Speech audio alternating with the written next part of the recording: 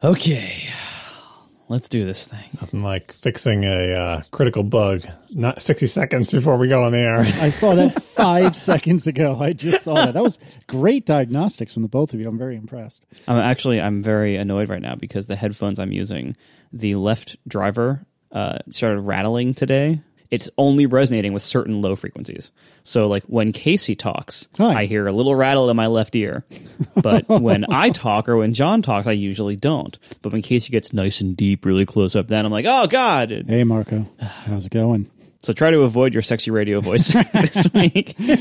I'll just be sure to do it like this for the whole show. How's that sound? What could possibly go wrong? That'd be perfect. Yeah. What could go wrong? I am incredibly pleasantly surprised with, maybe it's the quality of our audience. So last week we began the show with a pretty big segment about Black Lives Matter and racism and police and all the and privilege and all the issues that are going on right now and have been going on for a while. I thought we were taking a risk, and we got hundreds of responses. I mean, we must have heard from 500 people. And of that number, I think 3 were even slightly argumentative. Like, I wouldn't even necessarily classify them as negative. Like, they were just, like, slightly argumentative.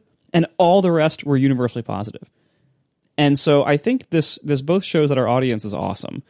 But also this gives me hope for just the public in general. That I think it shouldn't be risky to say Black Lives Matter.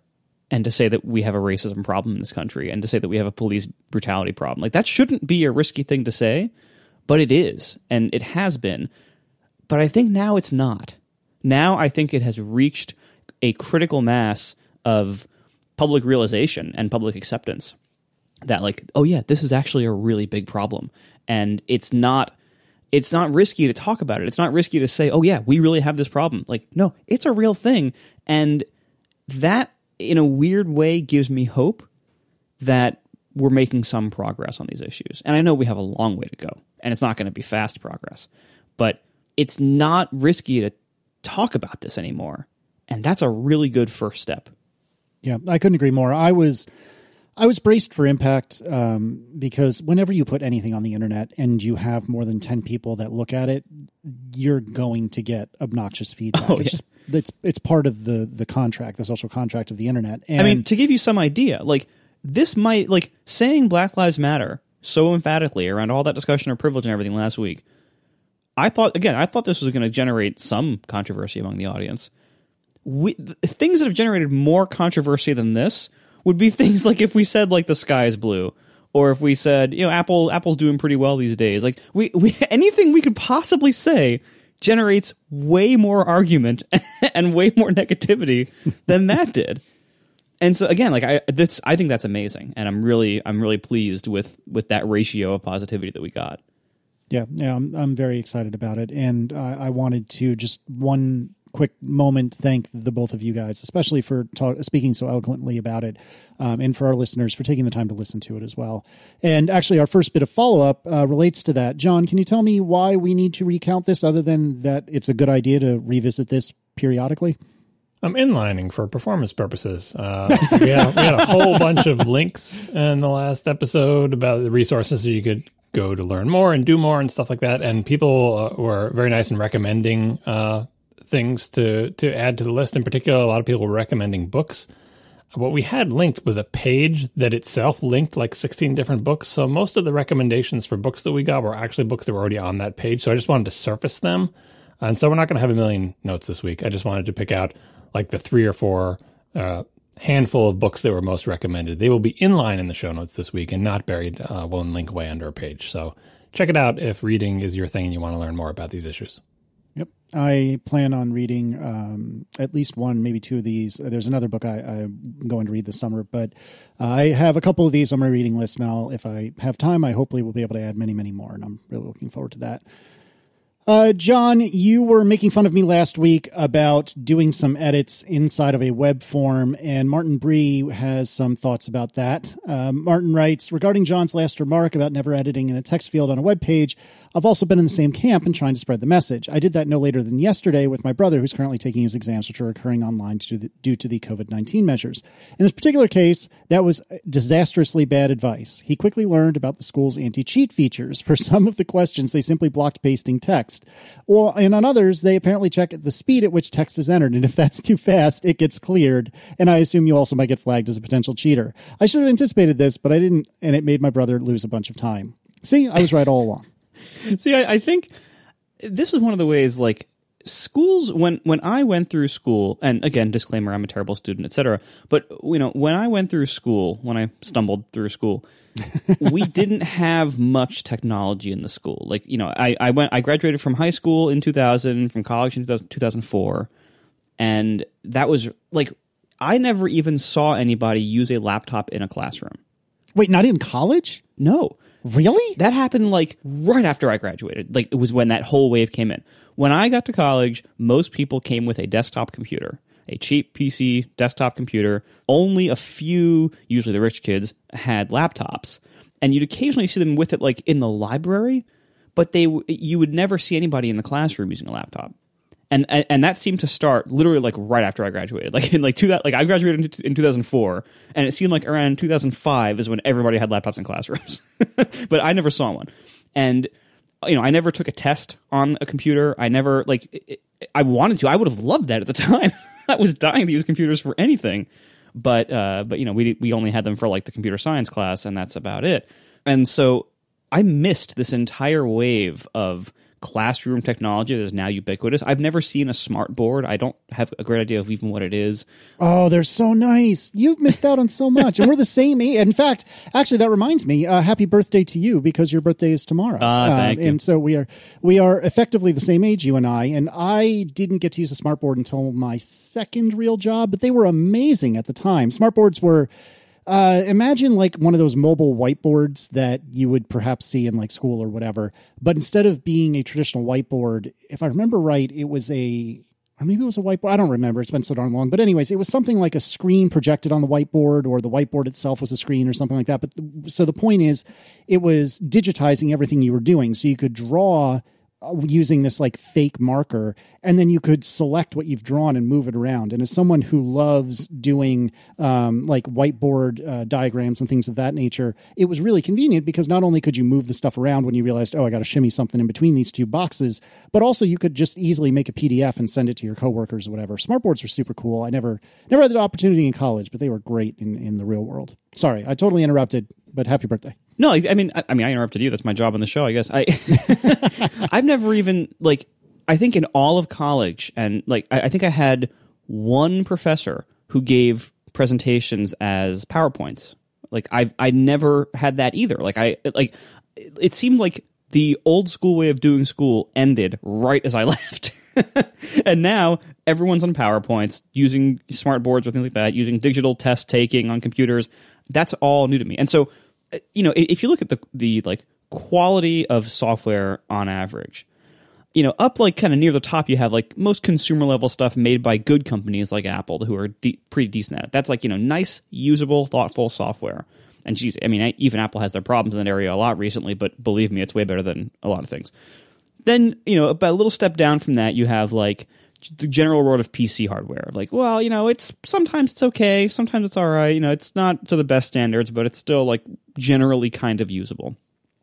Then kind of like down a bit, you have like specialty software for like certain industries, like my dentist software. And that's, it's getting a little bit hard to use, a little bit crappy, a little bit, hostile. And then you take a huge step down and you have enterprise software. And that is a disaster. It's impossible to use. It's terrible. It's user hostile. It's terribly designed. And then even another giant step below that, you have what is usually education software. Like the incentives and the factors and the the costs and benefits and everything are not set up at all for enterprise software, and especially for education software, which is like enterprise software but with even less money.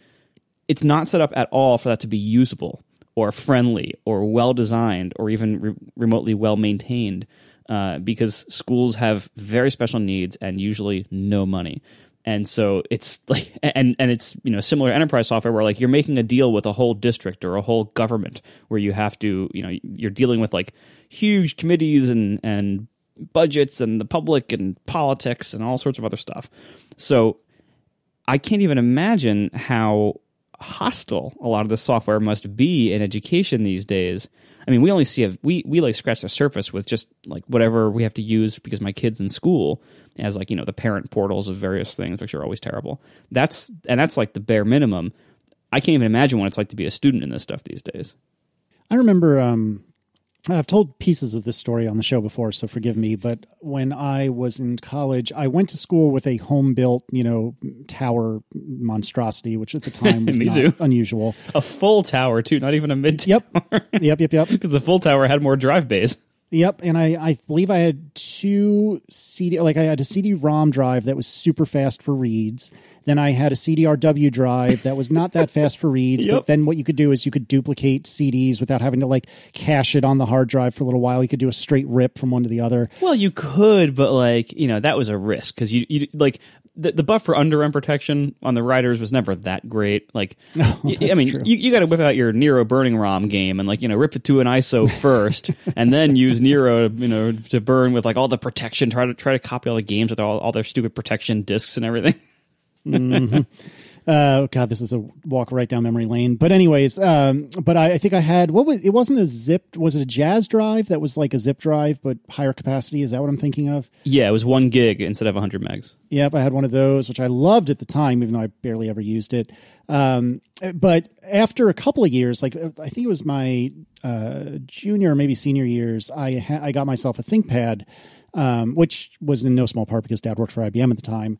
And I remember I thought I was hot stuff, and this is the part I've told on the show before, because this ThinkPad was one of the first that you could add a daughter card internal to the ThinkPad. It had like a little door that you could unscrew and open, and you could put a Cisco 802.11b wireless card within the computer.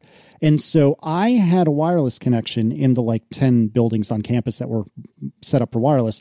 But I had a wireless connection without one of those PCMCIA dongles hanging out the outside. You remember that? Where, you know, you had that like antenna hanging out the outside of the machine. This is around the same era as if you were really cool, you would have one of those, not like slot loaded, but like one of those spring ejected Ethernet or modem jacks. You know what I'm talking about? Those things, I'm shocked those didn't immediately break on every use. Agreed. Completely agreed. I believe it's called an X-Jack, if I remember correctly. You might be right. I don't even remember.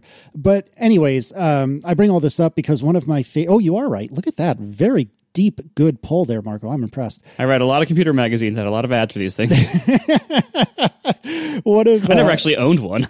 One of my favorite memories of school, which is probably indicative of how poorly I did in school, was when we were in a class. It was myself and a couple of friends, and we all had laptops, and we were using Waste. And nobody remembers this, but this is Justin Frankel, who did Winamp. When he was at AOL, he put together a peer-to-peer like chat app that was all like super encrypted at the time. Maybe it was easy to break, who knows? But at the time, it was like super encrypted, and you could make like a chat room and then have like person-to-person chats. And this is when AOL Instant Messenger was very much a thing. But we were like, no way, man! The school might find out that we're chatting during class if we use AOL. So we got to use like this super encrypted Waste thing, and it was so stupid. But I was a stupid kid, so what are you going to do? But I remember doing that with a couple of friends during class, and it was extremely enjoyable having like a back channel as we were supposed to be listening, even though we really weren't. I love Justin Frankel because, like, yeah, he was the guy who made Winamp. AOL bought Winamp in like the late '90s or early 2000s because they wanted relevance and they didn't know what to do, and they were old people, and they had more money than sense and had no idea what they were doing, and MP3s seemed like a new thing that they could take hold of and maybe do something with. So they bought Winamp, and meanwhile, Justin Frankel, the developer, or at least one of the developers, was like one of the most like, you know, radical, like activist, like anti-establishment developers of the era. And he just kept making and releasing things that just totally undermined AOL. I don't know what his deal was, how he didn't just get fired. Like, I don't know, whatever the contract he had with them was amazing because he was able to just release stuff that just constantly like poked them so hard and somehow get away with it. And he seemed to not care at all, which I love so much.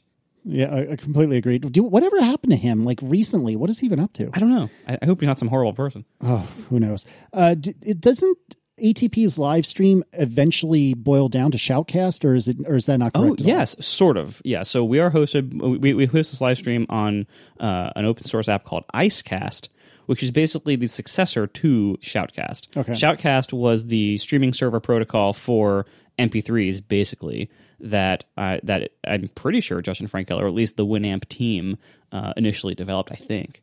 And then Icecast kind of evolved out of that, and I think it has replaced it, and it's better in a few ways, but the basic idea is the same.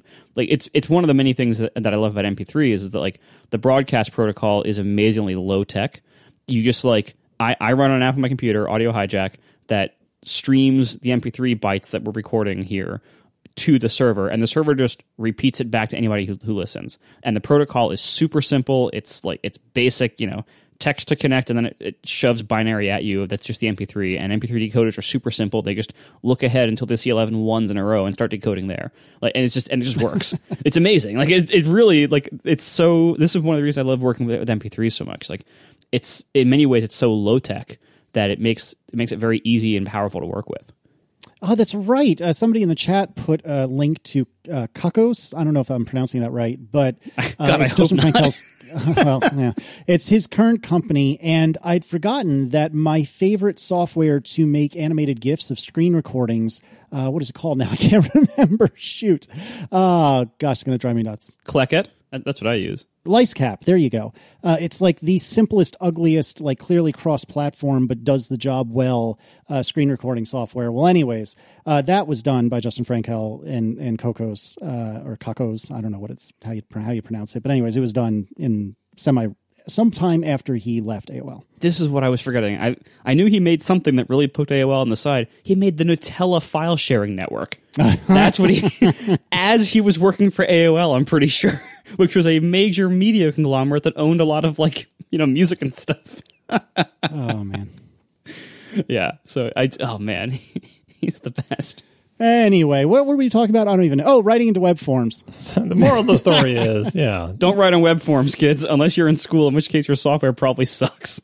Don't try to paste into web forms because they'll think you're cheating. Yeah, my son had to take an AP test online, and it had similar measures. That was the same test where there was that story where people were, at some point in the test, apparently students are instructed to do something on a piece of paper and then take a picture of it with their phone or something, or upload a picture of it. I don't know. Anyway, that's what they were doing, and a bunch of kids took pictures with their iPhone and then tried to upload it, but the iPhone was taking HEIC pictures instead of JPEGs, so they tried to upload the HEIC to the website. It crashed because it couldn't process them, and then everyone was flipping out, and it's under a time limit or whatever. My son avoided that by dumb luck, because the way I had him doing the pictures, because he doesn't know how to use computers, so as I said, look, just take the picture on your phone and then just keep photos open in the background and just wait a couple seconds, and you should see the photo you just took on your phone appear in your Photos app, because he's got the photo stream thing going, and then drag it out of the Photos app onto the desktop, which is the only place that he knows exists, like most people. And when you drag it out of Photos onto the desktop, it turns it into a JPEG, and so he was uploading JPEGs and not HEICs, even though his phone was taking HEIC pictures. Anyway, hopefully with all of the COVID stuff, everybody's online test stuff will get better. And the thing trying to prevent you from pasting into the form, like some password fields do that too, which is horrendous because it defeats password managers many times. But I know what they're trying to do, but it's punishing people for essentially for good habits, because if you are under time pressure to write something substantial into a text field as part of a test, it does make sense to do it someplace else where you know it's secure, and then only put it into the web page when you're ready. But of course the software interprets that as, oh, you must be cheating because you're copying and pasting it. And I suppose if you just edit the node in the DOM and stick the text in, it probably won't know. But again, they might accuse you of cheating, and it's all just very fraught. So I feel like this is a cultural issue more than a technological one, that eventually, once kids become accustomed to taking these kinds of tests online, they'll learn all the things that you're supposed to do and not supposed to do.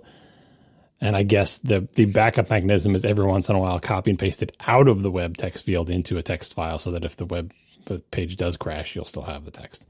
Anyway, online tests stink. Boom.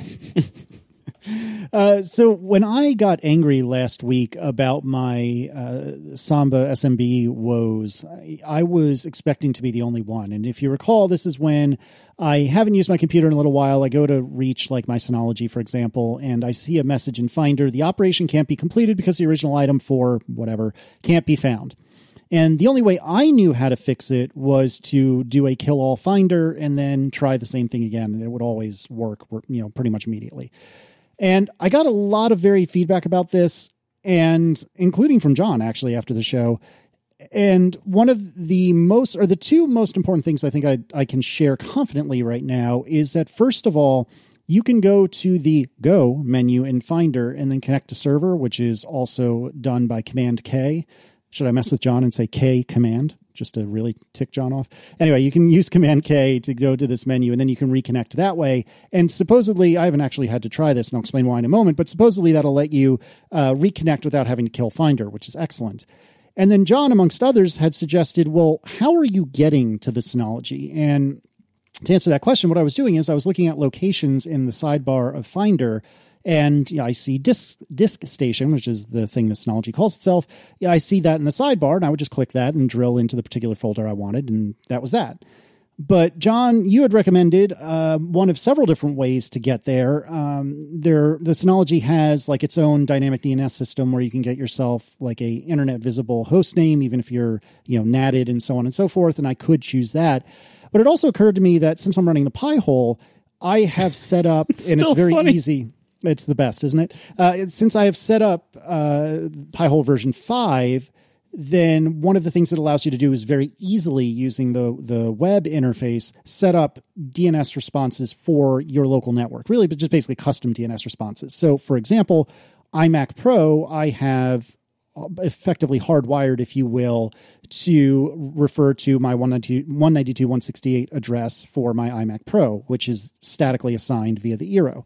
And so what I've done is, instead of connecting using the sidebar in the Finder, I've connected to SYN, S-Y-N, which is what I have as like a shortcut to the Synology's static IP address within my network.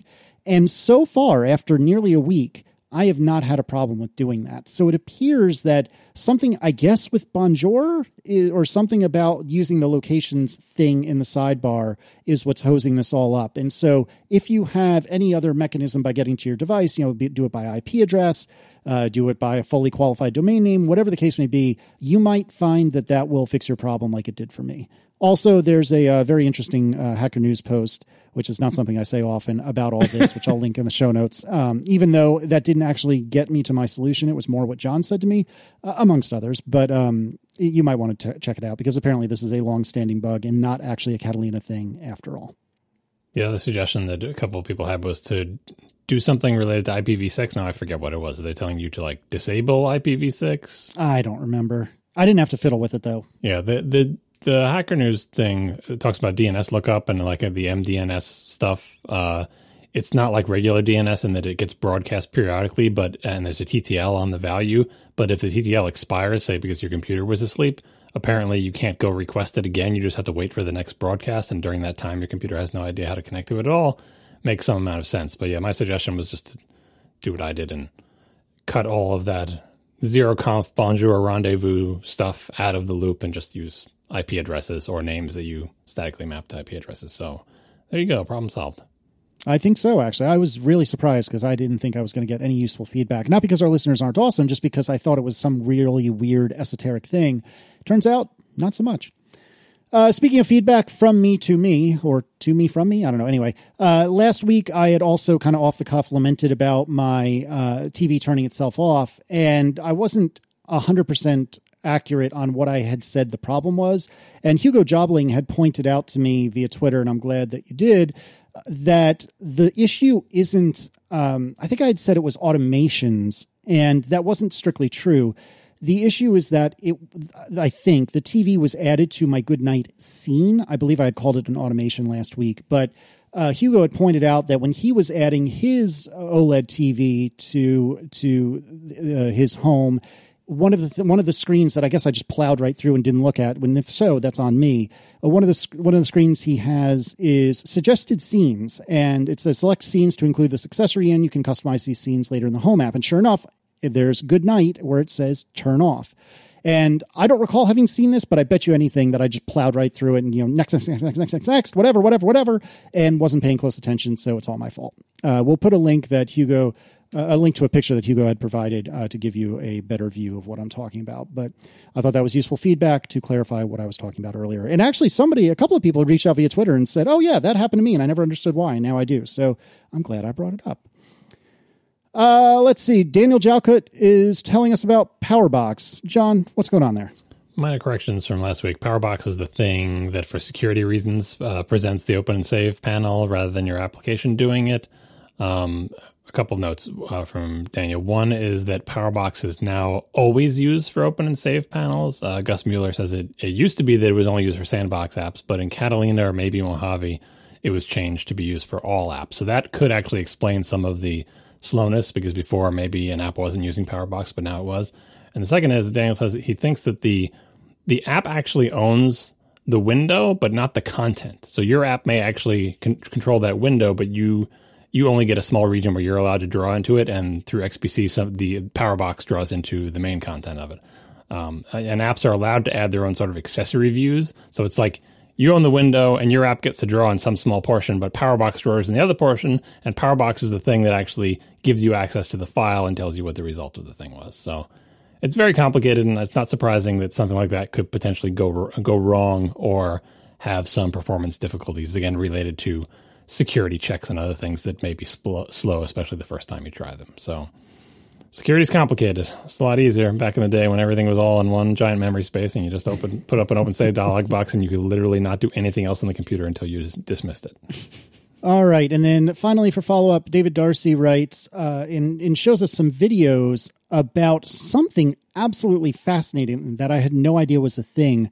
If I understand this right, on an Android phone, there's a accessibility mode called Live Caption. And so David sent us a video of the Android phone playing our show and doing speech-to-text captioning live as he's playing it in his podcast app. Or at least that's how I understood it.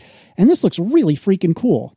Yeah, I thought it was cool. Like, I mean, it's another type of Android thing. You see much more of this in Android. There's no reason that iOS can't do it, but in general, Apple has shied away from allowing parts of the UI, parts of the system that are not the app you're currently in, from overlaying the app that you're in. Now, obviously, notifications can come down from the top, and there's other things that can appear, and the status bar can change color. And like, there are obviously ways that the operating system can intrude into the space of an app, but not really to this degree. So this was like, presumably, the operating system, Android, putting a very large overlay on top of the podcast player showing the captions, right? And you might be mistaken for thinking like, oh, that's a feature of the podcast app. But my understanding of watching this video is that it's not. It is a feature of the operating system. And anytime audio is playing, you can have this translucent overlay with the things being transcribed in it, which is pretty cool if you've got a very fast on-device speech-to-text engine.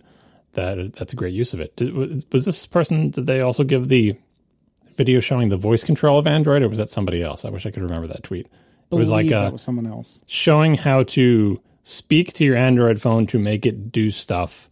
Not like you speak to Siri, like, hey Dingus, open thing and whatever, or remind me to do this with that or whatever, but like using it as kind of a verbal pointer, right? So you could tell it to go to the home screen, to open an application. And when it opened an app, like all the controls on the screen would have tiny little numbers and circles next to them. So you would tell it to, hit button number 1, number 5, confirm, okay. Like it was kind of like speaking, very much like the interface that the Mac has, right? You remember that demo where they showed like the screen was cut into regions and controls had numbers on them, and you could essentially navigate the screen with speech, only this was on a phone.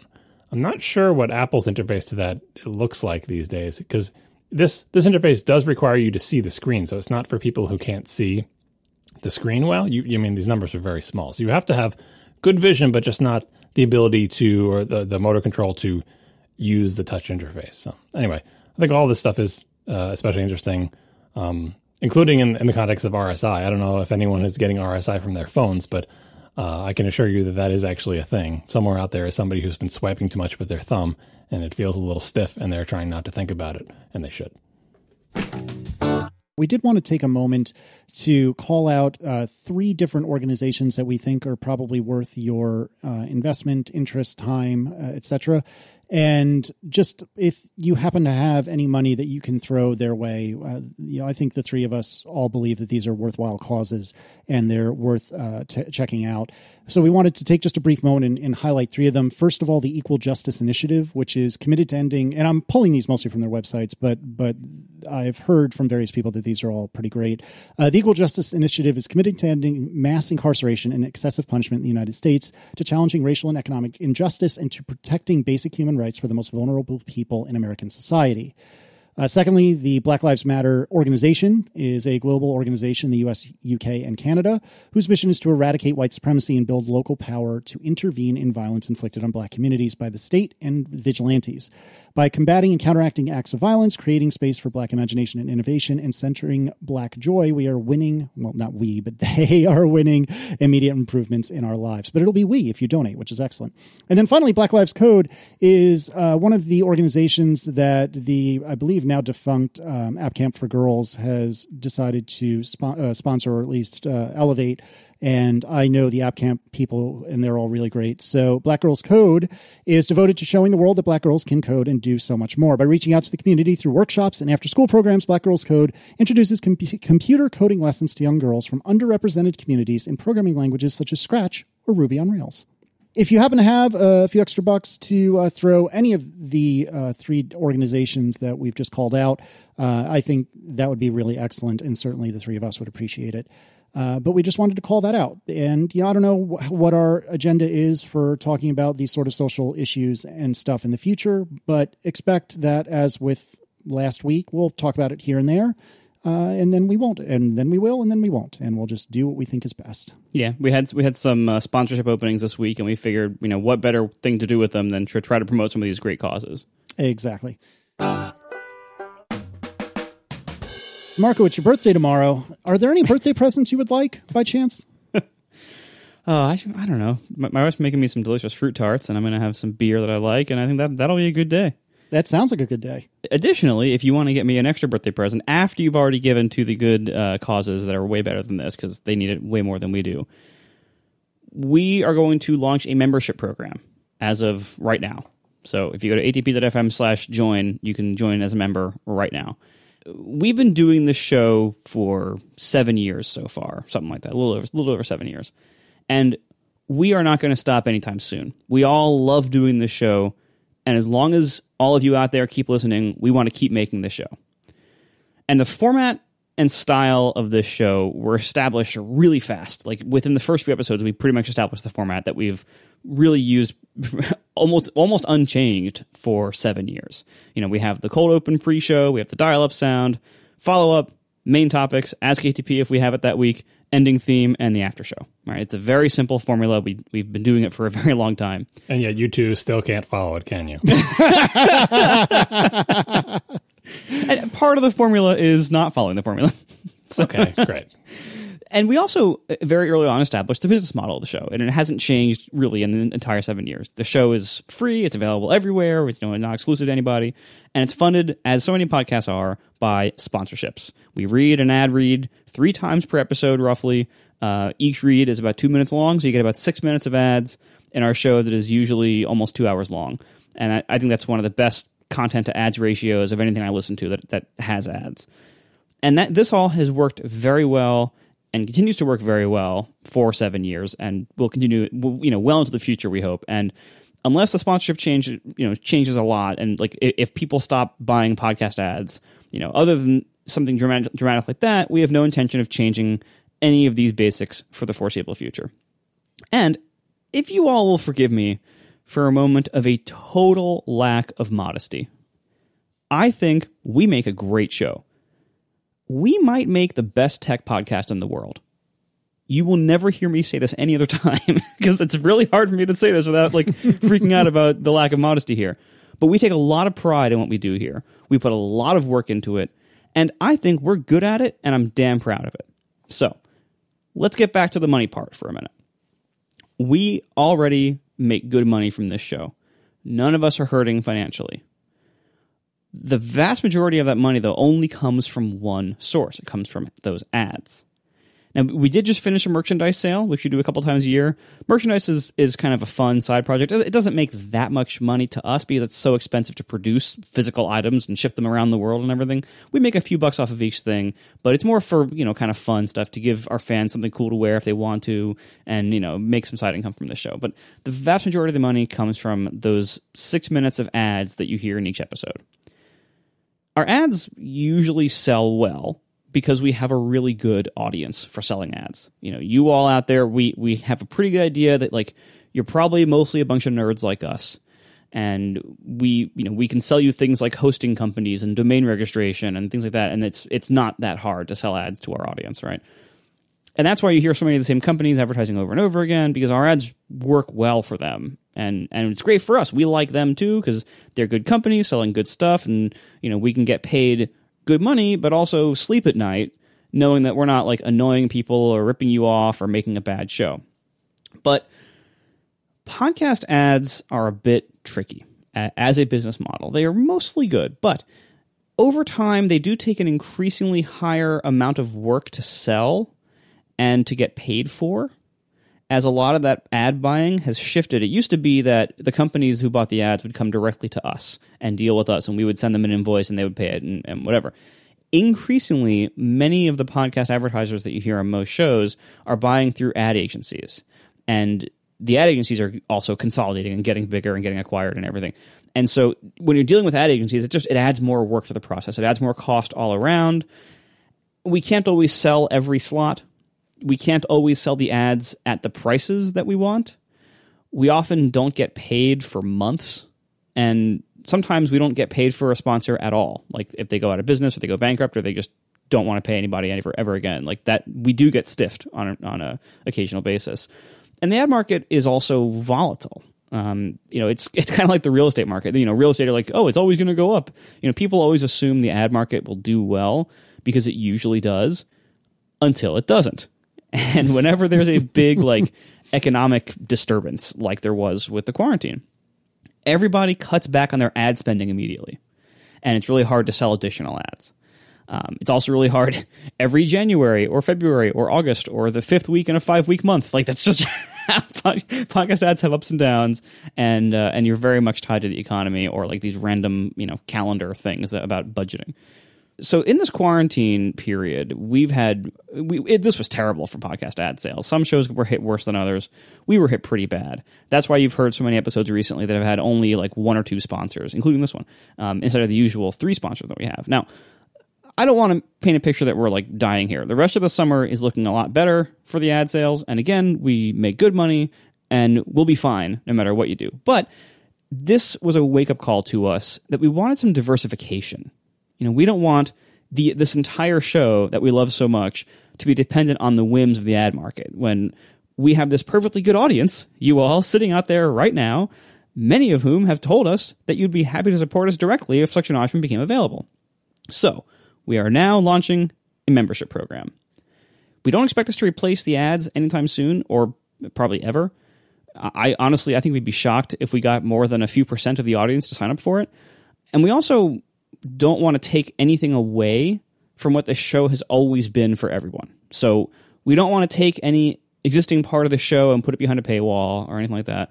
And maybe in the future, if ad sales totally tank and we have to make a bigger push for membership, maybe we'll have to do stuff like that. But that probably won't happen. If you want to support us by becoming a member, we have one plan, which we'll talk to in a minute.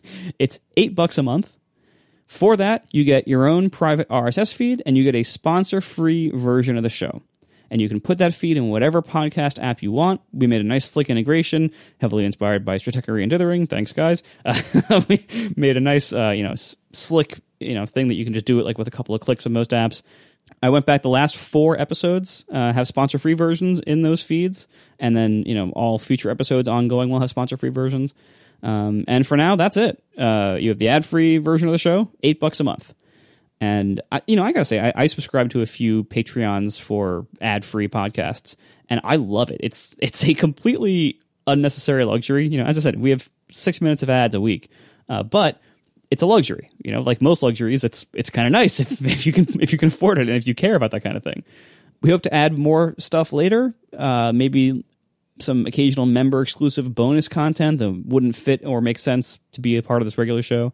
And we'd also love to hear your ideas on what else you would like to see as member benefits. But for the most part, what we're selling is supporting us, and you get a sponsor-free feed of the show. Same show, just without the sponsors. So if you want to spend $8 a month for that, that's great. If you don't want to spend $8 a month for that, that's totally fine too. Simply by listening to our show and hearing the ads in the regular version, that supports us perfectly well. So we thank you for that. That's enough. If you want to support us differently by becoming a member for $8 a month, we'd be very thankful for that. So there it is. Thank you for that. We have a lot more we can talk about, actually, but like, the implementation of this, some of the decision making and why, the stack and everything. I think we should dig into that. We can start by saying that already seeing suggestions go by in the chat. And as you might imagine, when we discussed this amongst the three of us, we had all sorts of ideas. Like we entertained almost everything. I'm not sure which ones we want to discuss that we entertained. There's a couple of them you might be amused by, but we're starting intentionally very simple, right? And we don't know how this is going to go, right? There's one price, there's one offering. It's an ad-free show. Like, it's straightforward. It's easy to understand. We're not taking anything away from anybody. Nothing is moving behind a paywall. Like, if you don't pay, you get exactly the same show you've always gotten. But we've entertained all possibilities. And so I think it's important to recognize that we are intentionally starting simple, and we're just going to learn from how it goes. If nobody signs up, then maybe we've made the wrong offering, right? And so we'll figure it out from here. But hopefully what we're providing is easy to understand, straightforward, and something that at least a few people will be interested in doing. Yeah, I think we should also talk about a little bit of the machinations with regard to cost, because I think that even though I am very comfortable and proud even of where we've landed, a little sliver of me is disappointed that we didn't decide to go with what we were originally thinking. It was really funny. It was really funny, but I think it would have come across obnoxious, which is why we shelved it. But I think it's one of those things where it's a bad joke, but I can't help but telling it anyway. And you're totally that dad who tells the bad joke anyway. I am. I don't think it's a bad joke. I think I was heavily in favor of this plan. Go ahead, Casey. It was your idea. So no, I thought it was Marco's idea. Oh. It was actually. I think it might have actually been Tiff's idea. Like Tiff and I derived it like one night. Oh yeah, that's right. It was Tiff. Marco came and told us that Tiff suggested it. That's right. Yes. But anyways, though. Marco and Tiff had come up with the idea of doing RAM plans. So you could do $8 a month, $16 a month, $32 a month, or $64 a month. Now, of course, what would you be getting for all of those higher tiered plans? The same exact crap you're getting. Nothing. The 8-month plan. You get nothing. And we like it because it's it's a computery, like the pricing, at powers of 2 and stuff like that. But practically speaking, a lot of things that are like Patreons work like that, where there are tiers, and you get if you pay more, you get some separate thing or whatever. And like, especially for an initial offering, even though the joke about the RAM things was good, it just seemed like maybe too confusing, and let's just start off simple and see how it goes. If there are people out there who are super angry that they're not able to give us more money per month, let us know, and we'll consider higher tiers, right? I don't expect a lot of email on that. Yeah, exactly, right. And my big thing is like, you should have an other field where people can just type in the amount they want to pay. Because who knows? I'm always waiting for that one reclusive billionaire who listens to the show is like, all right, $10,000 a month. Here you go. Anyway, I love K Ham in the chat says, "Come on, this is an Apple podcast. We know it's 8/32/64." Yeah, that's probably true. They're going to skip over the size that everyone else wanted to. Yeah, and we have all sorts of ideas of other things that we could give, but in the beginning, we don't. We don't want to overwhelm.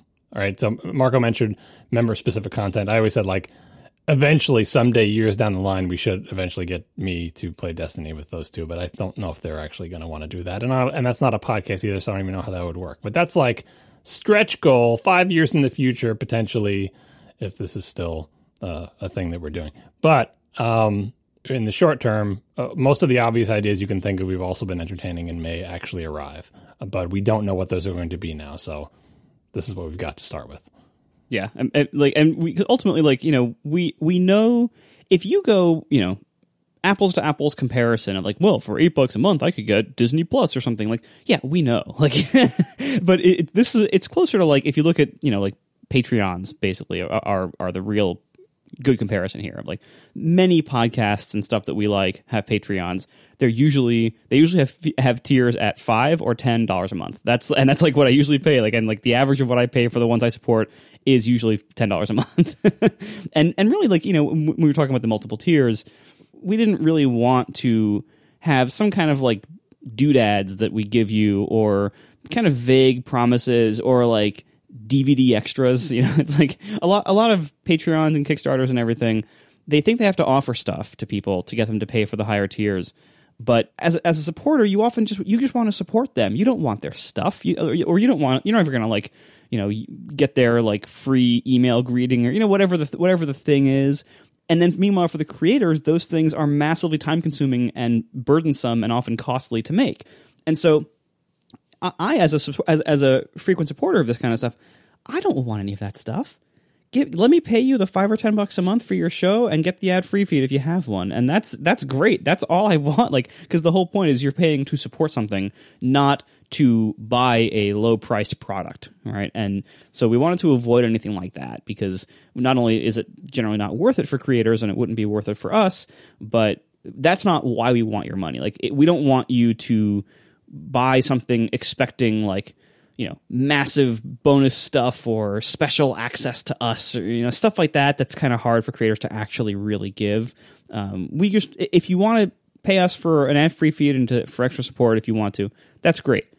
If you don't want to, that's totally cool. Again, we understand. If you just listen to our show and hear the ads, you are already supporting us. You can even skip them sometimes. Just don't tell anybody. It's fine. Everyone does it. I do it. It's fine. Like, you are already supporting us by doing that. So if you want to support us more, come be a member. atp.fm/join.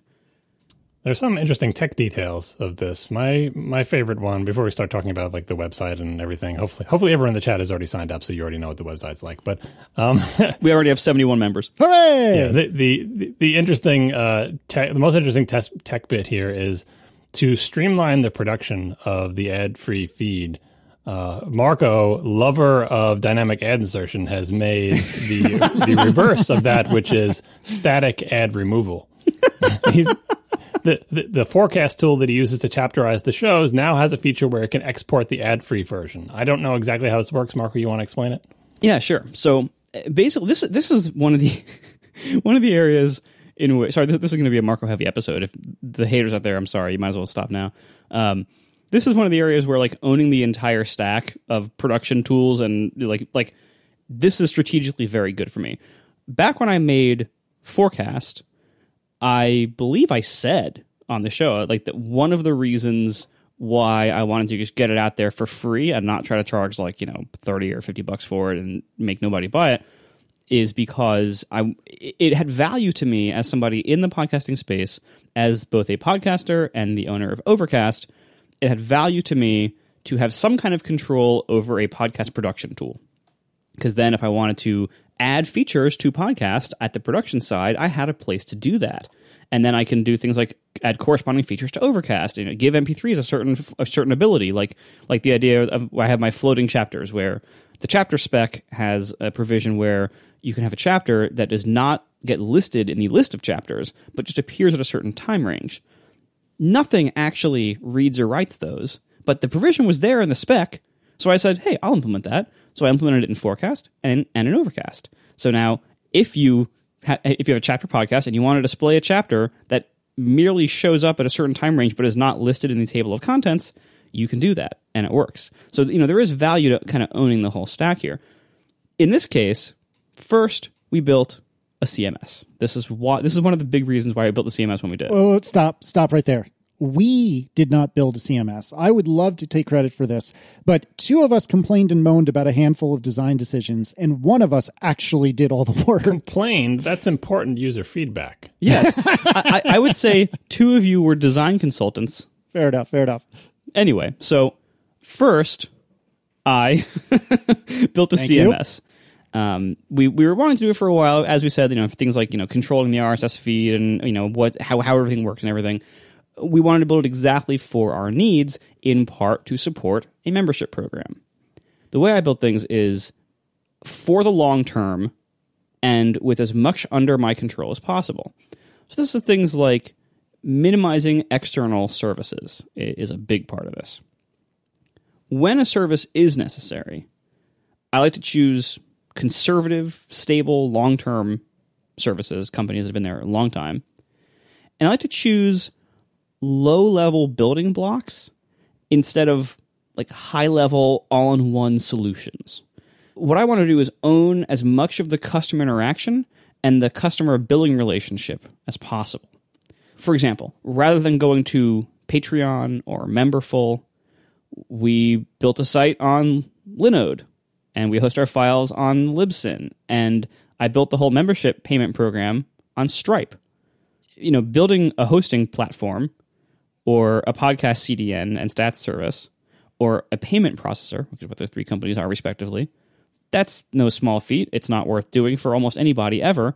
So that made sense to outsource. Those are major problems that are really hard to do. I'm not gonna become my own credit card processor, but I also don't want to go to somebody like Patreon where like they have this whole big platform, and I would simply be like, we'd be like one tiny member of it, and we would be at the whims of whatever they decide to do. And them, every company seems good for a while if they're good, but then you don't know what's going to happen in the future down the road. Why have a dependency if you don't need it, right?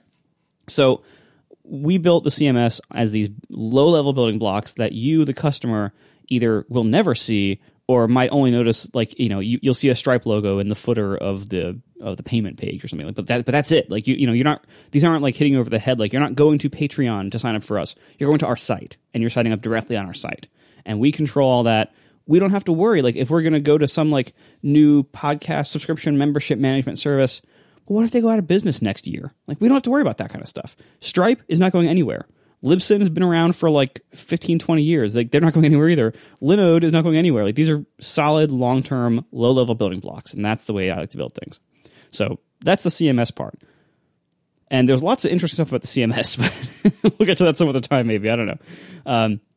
So as John mentioned, here I'm setting myself up for every week producing 2 copies of the show. One with the ads and one without. What the entire rest of the podcast industry does now is called dynamic ad insertion. We've talked about it here and there before. This is one of the reasons why you can occasionally, if you're listening to one of the major shows from a major producer, you will often hear like a recent ad in an old show, or you will hear a local ad for some like local car dealership or some event that's happening in your town, which sounds kind of creepy when the first time you hear it. And the reason why they're doing dynamic ad insertion, where they have their MP3 files of the show and they mark certain timestamps to insert ads at.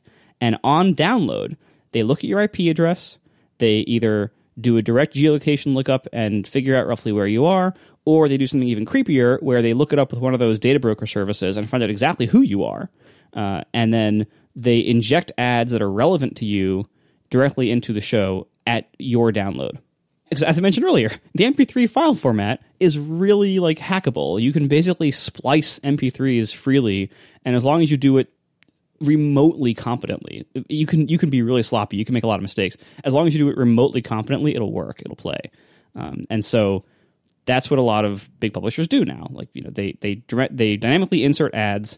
And anyway, I actually do kind of the opposite now. As John said, I am statically deleting ads automatically, where Forecast, the tool that I use to encode the chapter markers and the MP3, which I write, already had the concept of sponsor chapters, or like recognizing sponsor chapters by the prefix, and you can edit what the prefix is. By default, it's what we use on this show, sponsor : and so it recognizes those and it highlights them in the table view so you can easily see them. And that way I always check to make sure, like, are they actually, do they have the right durations roughly? And then I can make sure they all have links and everything. And so it already had this mechanism of recognizing sponsors. It also had a feature called export air checks, where people who buy ads, a lot of times they will want to hear a copy of whatever ad you read before they pay you. They like, give us an air check, which is just a fancy industry term for the copy of the ad as you read it from the show.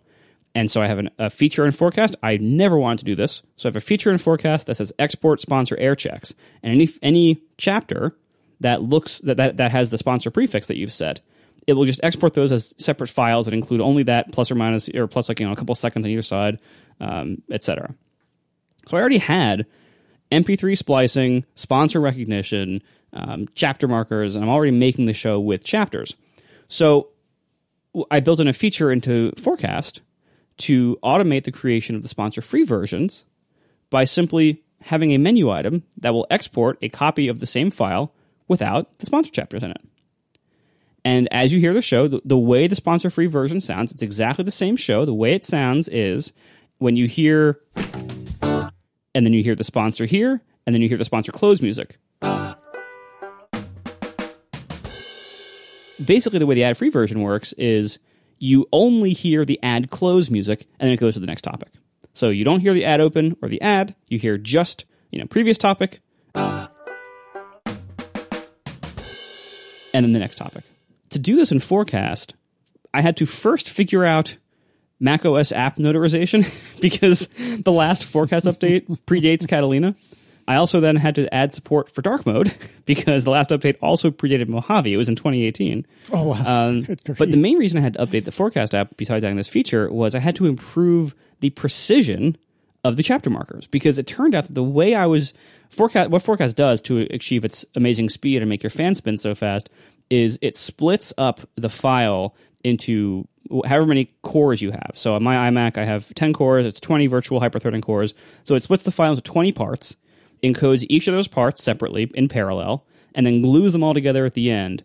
It turned out the way I was gluing things together was actually adding one silent frame of audio, which is like something like 11 milliseconds.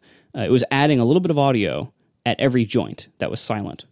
And it split them on silences, so you wouldn't ever notice. Like it wouldn't like split in the middle of a word, so it wouldn't be inserting silence anywhere you would notice. But it was enough that the chapter markers would be very slightly off as they were later in an episode if you were encoding with a high core count machine.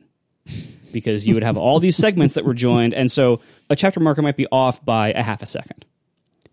And the problem is, when I'm placing these so precisely to make sure that the audio flows correctly when it performs the sponsor removal splice, and it doesn't have a weirdly long gap, or it doesn't like cut off half a word somewhere, a half a second of imprecision is too much. So first, and this is all to save me a small amount of work every week. First, I had to improve the MP3 joining algorithm in Forecast. When I first wrote it like 4 or 5 years ago, I had less knowledge of the MP3 file format than I have now. So I was able to do that just by knowing like, oh, that's right, it's this padding frame that the lame lib is adding, whatever. So I knew enough to do it, correctly this time. So first I had to like figure out notarization, add dark mode, update lame, then improve the precision of chapter markers by rewriting the way I join things. My goodness. But all of that, I was able to do it because I control my production tool. It's a very powerful thing, like to have that. And it's just like a slow build. Like this is how I like to do things in my entire career if possible. Like you put in a lot of work up front to do ridiculous things that save time over time. This is one of the great things about being a programmer. Like you can, if you have some annoying task that you have to do every day or every week or even once a year, you can write a script and you can spend 3 hours writing the script that's going to save you 1 minute a day, but that's satisfying, and eventually that might be worth it. But now I have ad-free versions. As I said, I only did the last 4 episodes ad-free. I didn't go back like any further than that. Then there's also issues with Overcast that were kind of led to this. I developed a ping API to kind of make the private feed update speed be as fast as the public feed, because what you wouldn't want is if you have a premium feed where everybody has their own little feeds, like a premium offering. You don't want the public show to go out and have that be picked up by all the apps really fast because it's a popular feed, and then have to wait like 2 or 3 hours for all the member feeds to pick up the same episode. Like that would be not good. You don't want your members to have a worse experience than your non-members, right? You want it to be equal or better. So I developed an API in Overcast where every time we publish a new episode, and this is a public API, it's on the podcaster info page, the ping API, the Overcast now has an API where you can say, all right, the feeds that begin with this prefix just got updated, so go crawl them now, instead of waiting, possibly up to an hour or whatever that you might otherwise crawl them. So again, like we produce a show here, I control the production tool. I control our biggest client. It's a good place to be. I know not everybody can do this, but when you do this, when you have this kind of stuff, it's amazingly strategically valuable, and you can push things forward. You can make new features or make things better for everybody just based on your own needs, because you know what your needs are, because you're also a podcaster. It's important to remember when Mark was talking about all these things about how he has his production tools and the app and the CMS and blah, blah, blah. This is still using all just open standards. MP3 is an open standard that Marco did not invent. Chapters are part of the standard that Marco did not invent. Anybody can make tools that understand these. Our private and public feeds are just plain old RSS feeds that any podcast client can play. Like, we're all within this open ecosystem. It's just that because it's open, anybody can make apps that deal with them, which means that Marco can make apps that deal with them, and so he has. And same thing with our website. It's, using PHP. It's on the web. It's a plain old website using open standards. It's just nice to be able to control as much of that as possible and as feasible. Related to that, since we control it, we wanted to make it a good, simple experience. Hopefully the people in the chat room who are our super fans have figured out the website and have not stumbled over anything. But we spent a surprising amount of time trying to figure out how to make the experience obvious and simple enough. There's just like one or two screens. Like, it's not complicated. It's, you just go there, enter some stuff, click some buttons, and you're done. It's very simple. That's what we wanted it to be. But one of the simplifications that I had my heart set on the beginning that turns out we couldn't do was sign in with Apple. The thing that we talked about on the show, I'm a big fan of this service. It's like, if you already trust Apple, and if you're listening to this podcast, maybe you do already, you can, instead of signing in with an email address or something, you can do sign in with Apple, and we wouldn't even know what your email address was if you didn't want us to. You'd just be completely anonymous as far as we're concerned. You wouldn't have to maintain any kind of separate login credentials. It would just be like your Apple ID that you already have. And that would be an option for people who wanted to use sign in with Apple. Unfortunately, sign in with Apple strongly suggests that you have an application associated with, like an iOS application or whatever. And you can kind of make like a dummy application just to satisfy its desires, but we don't have an app. We have a website. There is no like ATP app, right? We didn't want to make one. So unfortunately, the reason we don't have sign in with Apple is right now it's not really designed to be just a way for people to log into a website that has no associated app whatsoever. We do support Apple Pay through Stripe. So the payment process is really easy. If you have Apple Pay and you want to use that and you don't want to have to enter credit card number, you can be done in like less than 30 seconds. But for now, no sign in with Apple. I mean, yeah, like as John said, if we could just get away with not having your email address at all, that would be wonderful. I would jump at that. I mean, and believe me, I thought of various ways I could try to get away with not having an email address for anybody. But the problem is, like, when you're taking people's money directly, you need to have some way of accounting for them so that, like, you can. So if they have a problem, they can email you and say, "Hey, I have a problem. Here's my email address. Can you look up my account?" Otherwise, it just makes stuff a lot harder if you don't have that. And our payment processor, Stripe, collects the email address anyway. So like we already are in possession of it anyway through indirectly. Like we have access to it. It's in our data from Stripe.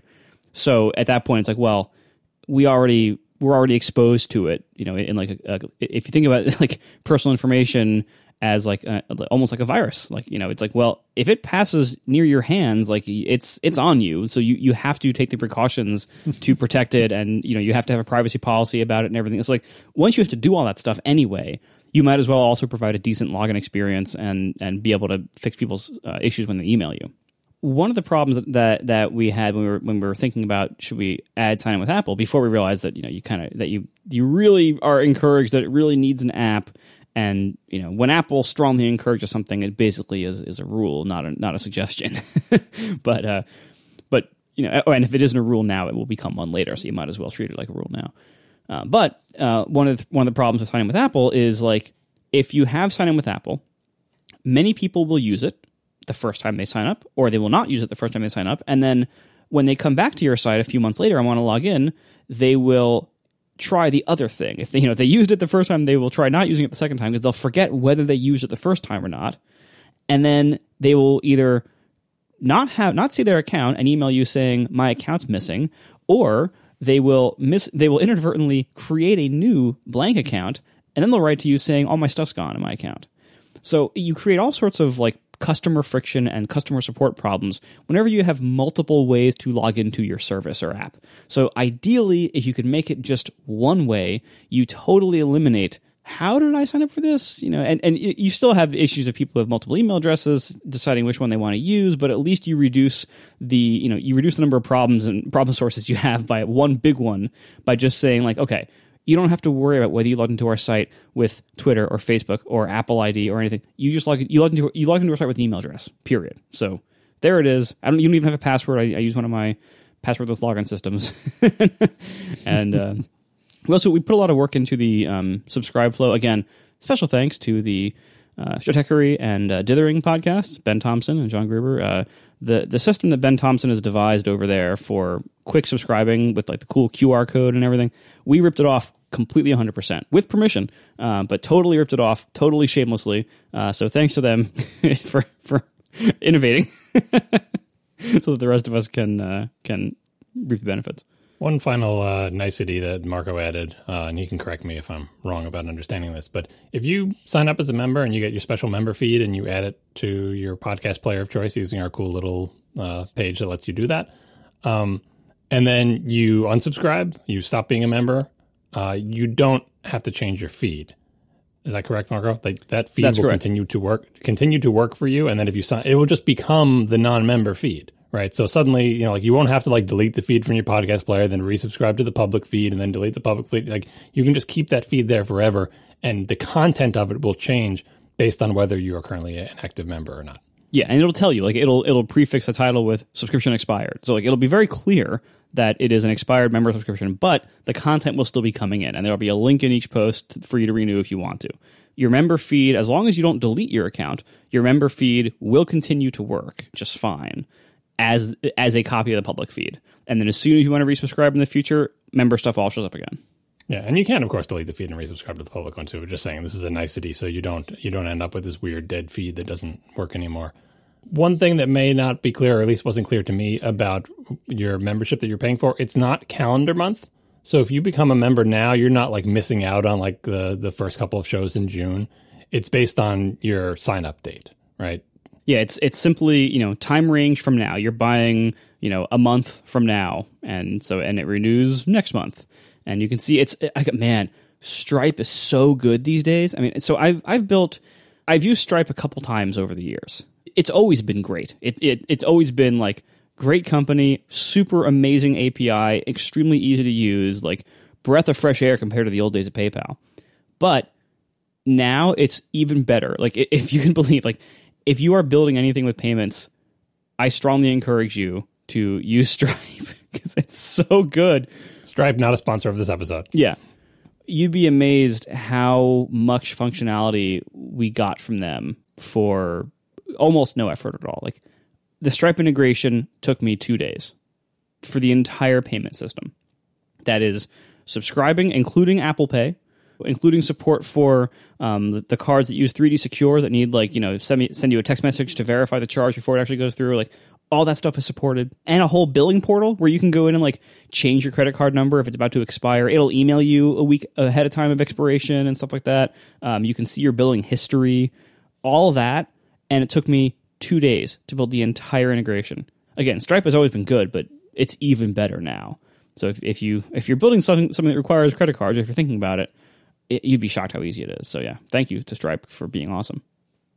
There were a lot of design decisions and things that went into this, and I don't think we need to belabor it anymore right now, but we might visit it in the future, or as we make other choices, we might revisit those in the future. But I do want to thank Marco one more time for putting in the overwhelming amount of work on doing this. And if you want to get Marco a birthday present, you can donate to the three organizations we've already talked about, or you can join the ATP membership program. And would be better. Yeah. And would be better. Let's do and. I'd rather, if you're going to only give $8 a month to somebody, don't give it to me. Give it to one of them. We are sponsored this week by Notion, the all-in-one tool for taking notes, managing projects, sharing documents, and collaborating with your team seamlessly. When your work is scattered across different tools, different browser tabs, your brain feels scattered too. You need to simplify. Notion can do all those jobs, letting you consolidate your tools. All the work tools you use every day with Notion in one place. And Notion is quick to set up and fun to use. They make it easy to work on your own or with your teammates in real time or around the clock, no matter where you are in the world. Notion keeps information centralized so you can find documents fast and you can stay on the same page with everyone. Everybody knows exactly what's going on, what progress has been made, and what comes next. And you can capture your ideas and manage your tasks the way you want because Notion is flexible and customizable. You can set it up for exactly how you and your team work best. And Notion can replace dozens of single-purpose programs like Google Docs, Asana, Trello, Evernote, Confluence, so much more. So stay on task and find what you need and collaborate efficiently all in one place with Notion.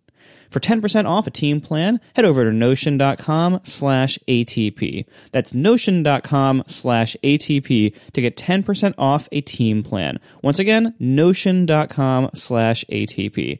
Thank you so much to Notion, the all-in-one tool for taking notes, managing projects, sharing docs, and collaborating with your team seamlessly, for sponsoring our show. All right, we have one big topic we need to talk about, which is going to make me friggin' miserable. Bloomberg says that the ARM transition is happening in, a week and a half, 2 weeks, something like that? It's happening at WWDC, or at least it will be announced anyway at WWDC. And this would only be depressing if you had a brand new laptop arriving tomorrow, which I definitely don't. Definitely not. I'm kind of amazed at how much mileage that Bloomberg has gotten / Gurman have gotten out of essentially the same story. Like, I think we've had basically this same story as a topic on this podcast. Not just ARM Macs, but I'm saying this specific story with these facts in this publication on this show like 3 times, right? So kudos for, getting the page views. I don't think there's much new information, except they're becoming more and more insistent that no, really, WWDC, which is in a couple of weeks as we record this is going to be the coming out party for ARM on the Mac. They don't, and with the typical hedging, they always say as early as, it could happen as early as any point in the future. That's kind of, anyway. So they're hedging and they're like, oh, there's not going to be hardware available, but of course you have to announce the transition before you have the hardware for most cases, because if you just released ARM Macs, nothing would run on them. And, all this leads us to discuss all the same questions. Now, the fact that why are we talking about it for a third time then? If it's like there's not really any new facts and it's just, being more insistent on the dates that they've said many months ago. I think as they become more insistent and as the date comes closer, I start to believe more, because it's like, well, if they're still insisting and it's getting closer to the day, we all know kind of like, the leaks get more solid the closer you get to the date of when they're supposed to happen. And practically speaking, if the long-term rumors of like ARM Macs in 2021 are true, you kind of have to tell people about it before you try to sell them a bunch of hardware that doesn't run any apps, right? So WWDC is the time you would tell them, and you probably don't want to wait until WWDC 2021 if you're planning on having any selling consumers Macs in 2021. That's too late. So unless, like so many other things in this world that have been, delayed by coronavirus, if coronavirus hasn't thrown a giant monkey wrench into their plans, I'm starting to believe that this upcoming WWDC is going to be the move away from x86, move away from Intel. I don't even know how to phrase it. We keep saying ARM Macs, but as we've discussed in many past shows, it could be anything. Could be any kind of Apple processor. It could be RISC-V. Could be AMD. Could be anyway. ARM Macs. We're pretty sure that's what's coming. That's what Bloomberg says, and WWDC could be the date. Yeah, I'm very much looking forward to this. I mean, we've been talking about it for years now as the thing that we assumed was probably going to happen someday. And it has kind of felt over the last year or so, like it seems like it's getting close. If it finally is happening, I'm so excited. And even though, again, we've talked about this so many times, there will be losses along the way. But I think we've already hit most of them. It's not a coincidence that Mac OS in the last couple of years has dropped support outright or deprecated major functionality that is considered like old or legacy that you think might be hard to support in an ARM transition. So things like 32-bit support, OpenGL, like the major things that have cost us a lot of apps, especially 32-bit has caused a lot of apps to be killed. Basically, a lot of the old APIs that were 32-bit only, those aren't coming over. Why do you think Apple's been doing all this house cleaning on Mac OS? It's not just for fun. It's clearly in preparation for this transition. So it seemed for a while that it's imminent. That seems more likely than ever now, and especially when backed up with this pretty firm report. I'm very excited to see this. I cannot wait. I do think we are probably going to lose Boot Camp, any kind of x86 emulation, I think, is out the window. And a lot of PC hardware compatibility is probably going to be lost as well. But I think that will be worth it in the end. I'm trying to remember what was the presentation where was it the most recent WWDC? There was some recent Apple presentation where I remember talking on the show about how the whole presentation was like a giant subtweet. I remember saying that like the presentation was basically screaming, "We are making ARM Macs." Like it was the presentation was like, that's exactly what I said in the past episode of ATP. I can't remember the episode number, but like the presentation was, here at Apple, we have a bunch of new products, and this one has an A whatever processor in it. And let me tell you how great those A whatever processors are. And it's got this and it's got that. And they just went into how great they are making these system on a chips. That, it was obviously an iOS device or whatever. They were so into it, and they were just telling you about all this cool stuff. And either just before or just after that, they had talked about a Mac product, and it said almost nothing about the CPUs because A, we knew that they were not remarkable, and B, like everything they were saying about the A series, you knew if you knew the tech stuff is like not true of the Intel CPU and the other thing. It's not super power efficient. It's not made on a new process size. It doesn't have a neural engine. Its GPU isn't way better. It doesn't have more cores. It has none of that stuff. And of course, Apple's not going to say this in the presentation. It costs Apple hundreds of dollars to Intel, whereas this one costs them, less than $100 or whatever. Like the whole presentation was, the subtext was, Apple makes great CPUs. Our CPUs are great in ways that Intel CPUs are not, but they didn't say that. That wasn't the time for that presentation. So when I saw that presentation, I'm like, oh, it's on now. Like it's clear that they are just, that there's no turning back now. They're like, this is the tech strategy. Everybody knows it, and their presentations have been leading up to it. So when they do come on stage and present this is the thing that I'm thinking about as we come closer to WWDC. How do they position this, right? We talked about this when we were talking about it years ago. It's like, oh, do they just use ARM for the low-end laptops? Do they keep the big ones x86? Do they try to make a 64-core processor for a new ARM-based Mac Pro? This is back when we didn't even know they were going to make a Mac Pro. How do they deal with the software situation? Like how do they present this? And now that we get closer to the date, the sort of default strategy that everyone believes becomes much more, there's much more support for it. Like that presentation they gave was not a presentation preparing the way for Apple to say, we're pursuing a dual CPU strategy where we're going to have, forever Intel CPUs and ARM Macs at the same time. No, that presentation was all about how Apple makes amazing CPUs. Nobody makes better ones. Isn't Apple awesome? Don't you wish these were in all of your devices? So I think right now, a couple weeks out from WWDC, if they do this, the positioning is the same as it was for Intel and the same as it was for PowerPC, which is basically these new these new Apple-made CPUs are better in all the ways that we care about than the CPUs we currently use. They're faster. They use less power. They have more features. They're not going to say this, but they're cheaper. And the pitch is, and eventually all Macs will use this because it's better, just like they said with PowerPC and just like they said with Intel. In fact, with Intel, if people were around for that transition, the specific pitch they made, which may sound weird in today's world of smartphones and iPads, but the specific pitch they made was that PowerPC was just too power hungry, haha. Like they couldn't put a G5 into a laptop. They weren't power efficient. And Intel's roadmap had CPUs that had much better performance per watt. It wasn't just like, oh, Intel CPUs are faster. They were at that point. They definitely were faster. But the pitch was, these are faster and use less power, so we can put them in our laptops. And, like Apple's thing is like, there are ideas for computers that we have that we can't make with available PowerPC CPUs and the roadmap doesn't have anything to help us, like say a laptop. If your laptops are still G4, but your big desktops are G5 and the G5 is faster and better than the G4, and there's no prospect of getting a G5 into a laptop, that's a pretty dire situation. Now, obviously, it's not that dire now, but all this is to say is the pitch was, this is the future of the Mac. And yes, there'll be a transition and it will take a while. And here's how we're going to handle the transition. And don't feel bad about the Macs that you already have. Like all the stuff that people are worried about. Like, oh, you're going to announce an Intel transition, but then you're going to be selling people PowerPC Macs. What if someone bought a PowerPC Mac the day before that presentation? That happened. That's a thing that happened. We all survived it. It's a bumpy transition. Your Intel Mac will be fine for probably the lifetime of that computer because these transitions take time. But in the end, I feel like this has to be positioned as the future of the Mac is whatever this thing is that Apple wants to move to, whatever they call these things. If they're A series, M series, whatever they are, that's going to be for every Mac. It may take them longer.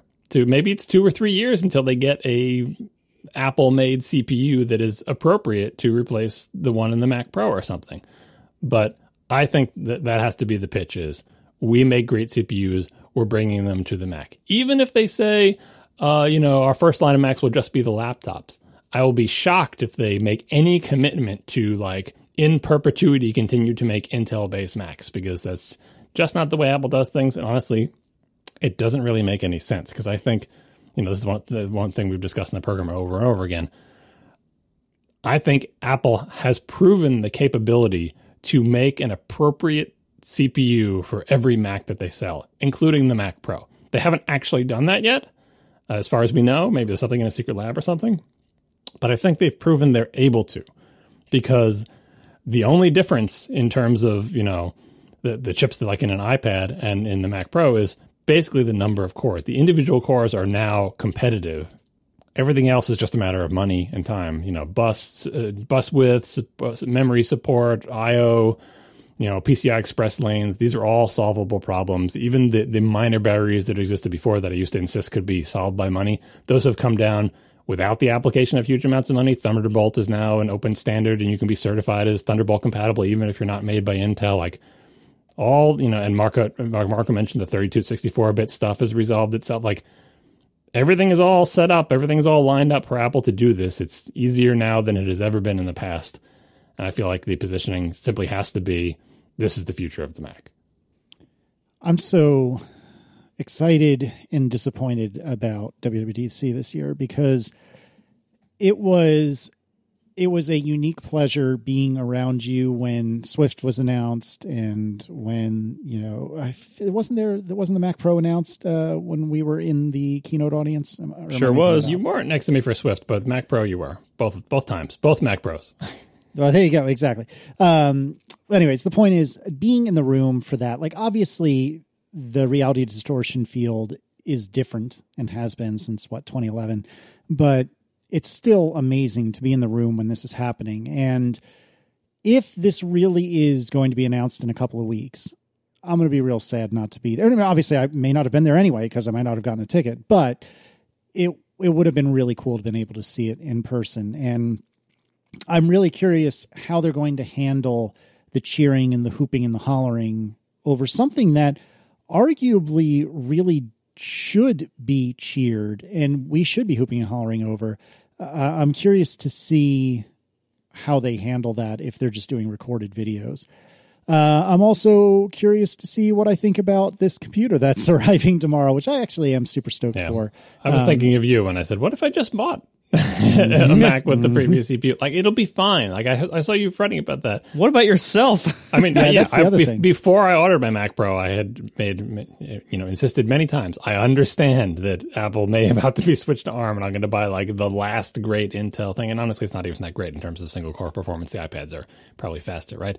I'm resigned to it / fine with it. People are asking, how do you feel about that? I'm excited for ARM Macs. I'm not depressed about my Mac Pro. I love my Mac Pro. It's great, right? And I'll be fine with it. Maybe it won't last me 10 years, right? Maybe I'll replace it with another, I bought multiple cheese graters before. I can buy multiple mega graters again, maybe someday.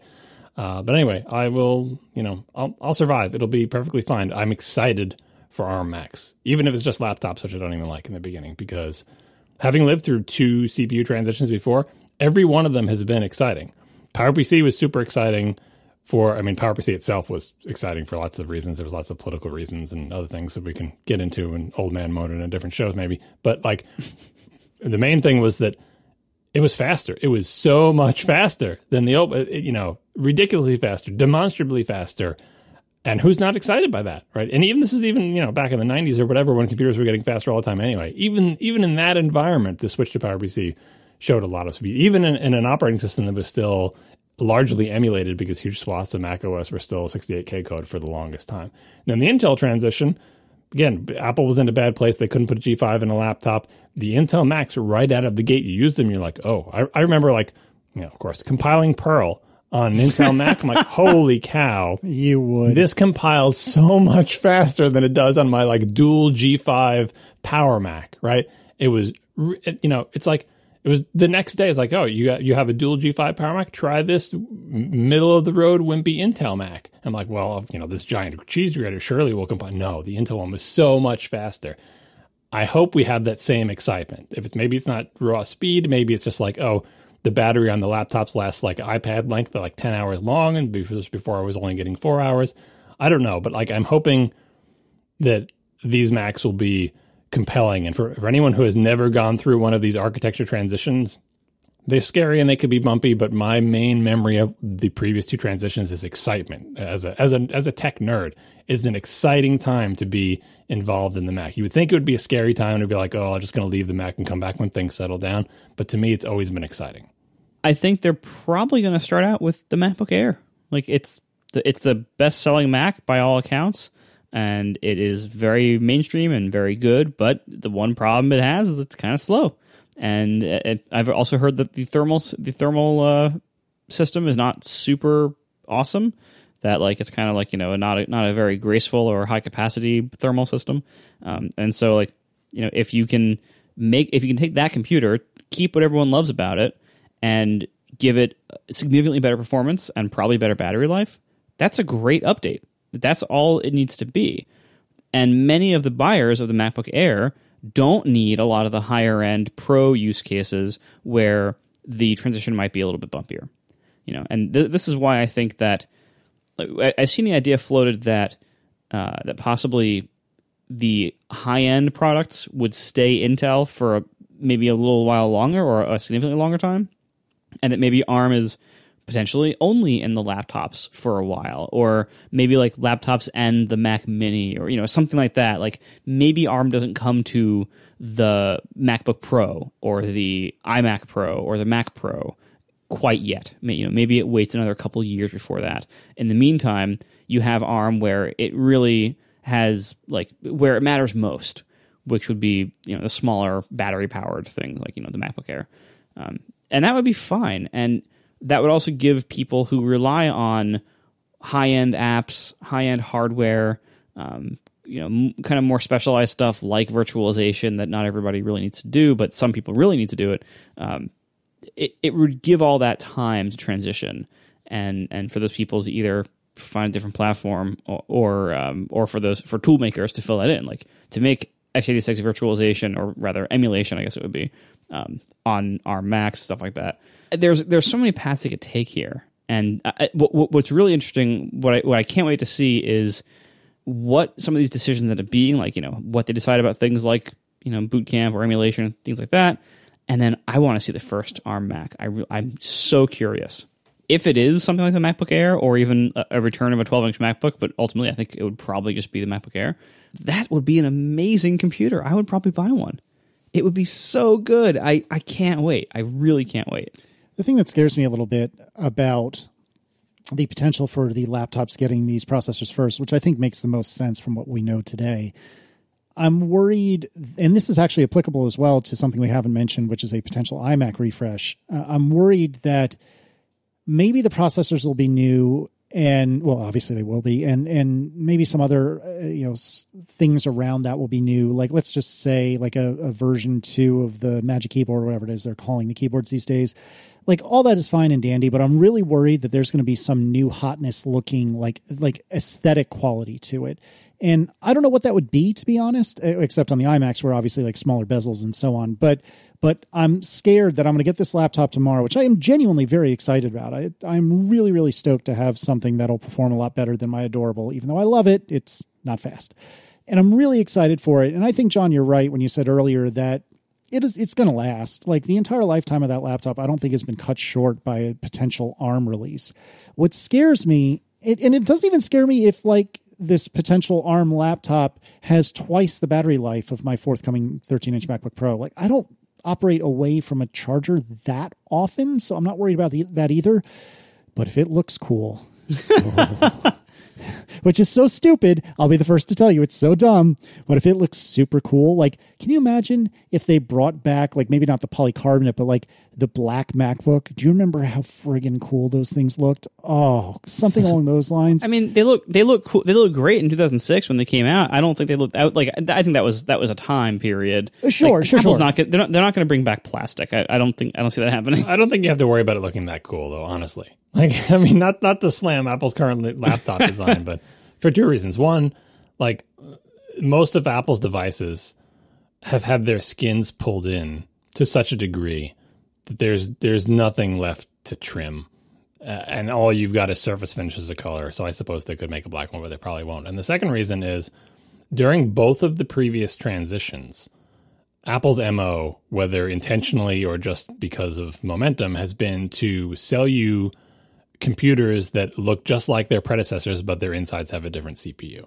Right. And it makes sense from a design point. It's like, well, what if your CPU transition doesn't exactly coincide with a complete redesign of all your computers? You can't really do that. So let's just take this case that previously came with the PowerPC and put an Intel chip in it. And the second part of that could be intentional is like, we want people to understand that this is just a Mac. They're not weird. They're not different. This computer you bought last week and this computer you bought this week, they look exactly the same. One has an Intel CPU. One has a PowerPC CPU, right? That could also be an intentional strategy. But I think, the other one is more compelling. Practically speaking, Apple is not capable of physically redesigning its entire line of computers, or even a specific one. Like they've just refreshed most of their computers, right? Which I think leads into this other rumor. This is related to WWC, that the rumor about the iMac being replaced with a new design. And what they mean by new design here is, like you were saying, Casey, like the case essentially. Like the current iMac design has been around for many years. Everyone thinks, you could get one with a smaller chin, smaller bezels. Maybe it could look like the Pro Display XDR. People have all sorts of ideas, but the bottom line is the iMac is probably due for a physical redesign. And this rumor is not that this would be like the ARM iMac, because ARM Macs are, there's no rumor that says ARM Macs are coming this year. All the rumors say ARM Macs would be coming next year at the earliest, but you have to tell developers about it ahead of time. And this is a developer conference, so people expect them to be announced to give developers time to rebuild their apps, yada, yada, right? But the iMac rumor is, and they'll introduce a new iMac. So what this would mean, and this may also blow people's mind who haven't been through the previous two transitions, is they would announce an ARM transition and in the same presentation say, look at this amazing new Intel-based iMac?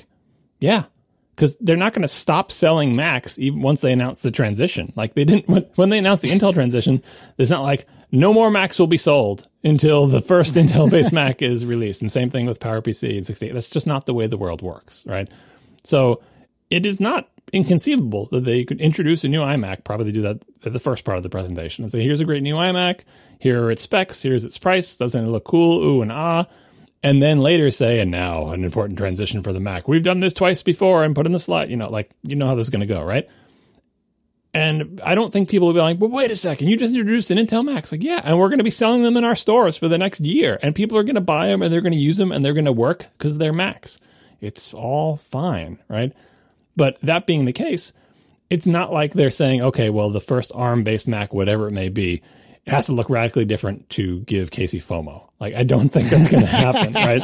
I think they're just going to look, whatever Mac it is, especially if it's like the MacBook Air that was just physically redesigned, it's going to look like that. Like, that's it. I mean, the best they could do is maybe give it a new color is available or something like that, but their colors haven't been that daring lately either. So I do not expect the ARM transition to coincide with amazing style change. That said, I welcome an amazing, daring style change to any of Apple's Macintosh lines, the laptops, desktops, anything.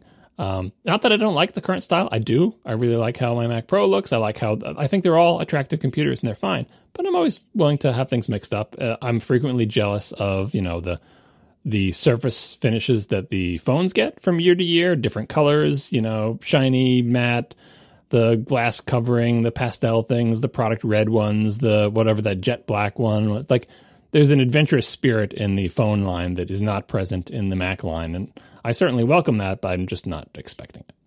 By the way, semi-real-time follow-up. I am pretty sure, and I think it was my name is T in the chat that pointed this out.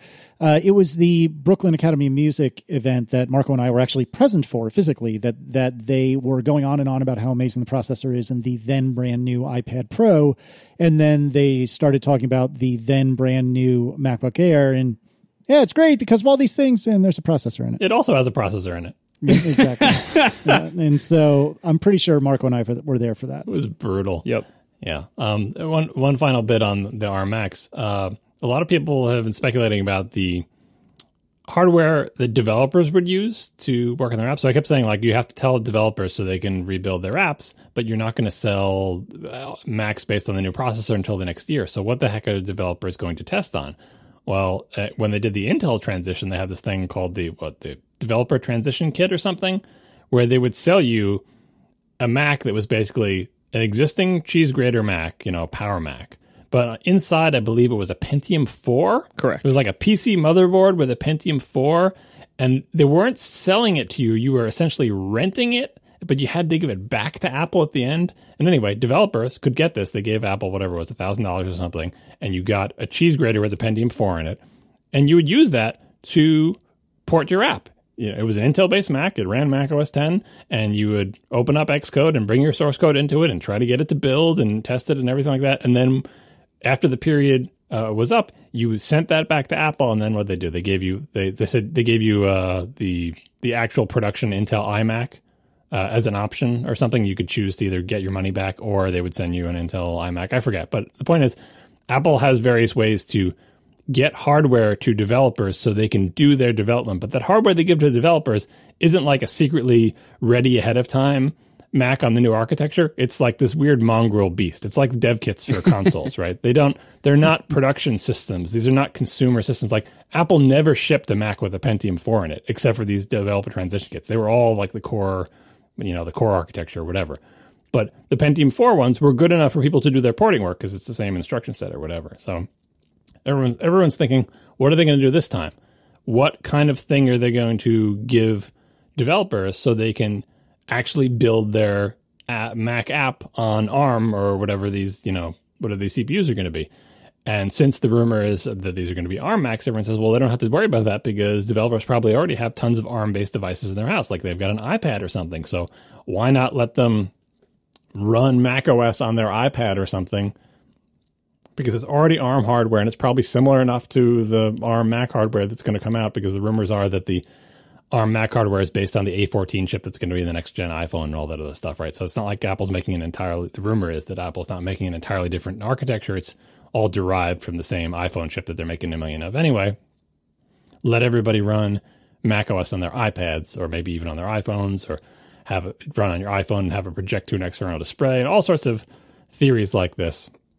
They are technically plausible, but they don't strike me as likely, simply because the straightforward solution of just giving people a Mac with an ARM chip in it, even if it's some weird slap together thing that you have to ask for back at the end, Apple's done it before and it worked perfectly fine. Like, if they have a better solution, if they've already done the work to make iPads do this because that's how they've been developing it internally, sure, maybe they could do it. But I feel like Apple's going to do the thing that is the most straightforward for them. And without knowing for a fact that Apple has been developing Mac OS and running it on the iPad internally, I have to think that they're going to give developers access to something that looks and behaves like a Mac, but it's got an ARM chip inside it, and then they'll probably want it back. See, you're probably right about most of that. One major difference, though, that we have to consider is that the number of Apple developers is so much bigger now than it was back then. And even if you rule out all the iOS-only developers, which is probably most of them, even just the number of Mac developers is way bigger now than it was in 2005, 2006. So it wouldn't surprise me if the idea of, like, give people something that they have to then give back at the end is just too large of a scale to do this time. To make that, it would just be so... First of all, it would probably be, like, incredibly wasteful, like all the electronics that you'd be manufacturing and then having to recycle at the end of that. They could let them keep it too. Like, there's no reason, it would be useless for you because it would probably be unsupported by the next actual release version of macOS, but you could have them keep it too. But I see what you're saying about the scale. Although Speaking of scale, didn't they do something similar with Apple TV development? Obviously, again, a smaller user base, right? Yeah, I got one, but it was you paid $1 and because they had to charge you something for some kind of accounting reason. So you signed up as you filed like a request to get one of these, and if they granted it, and it was through the developer account system, and if they granted your request, you were allowed to buy an Apple TV for $1. And I forget whether that was actually before they were available. I don't think it was. I think anyone else could buy them as well, but you just got yours maybe like a week ahead of time or something, or like it was obviously certainly cheaper, and that was the main issue there. But I mean, it was something like this. Like, it's very possible that they can't really release a whole Mac to the public, and with very little software available for it.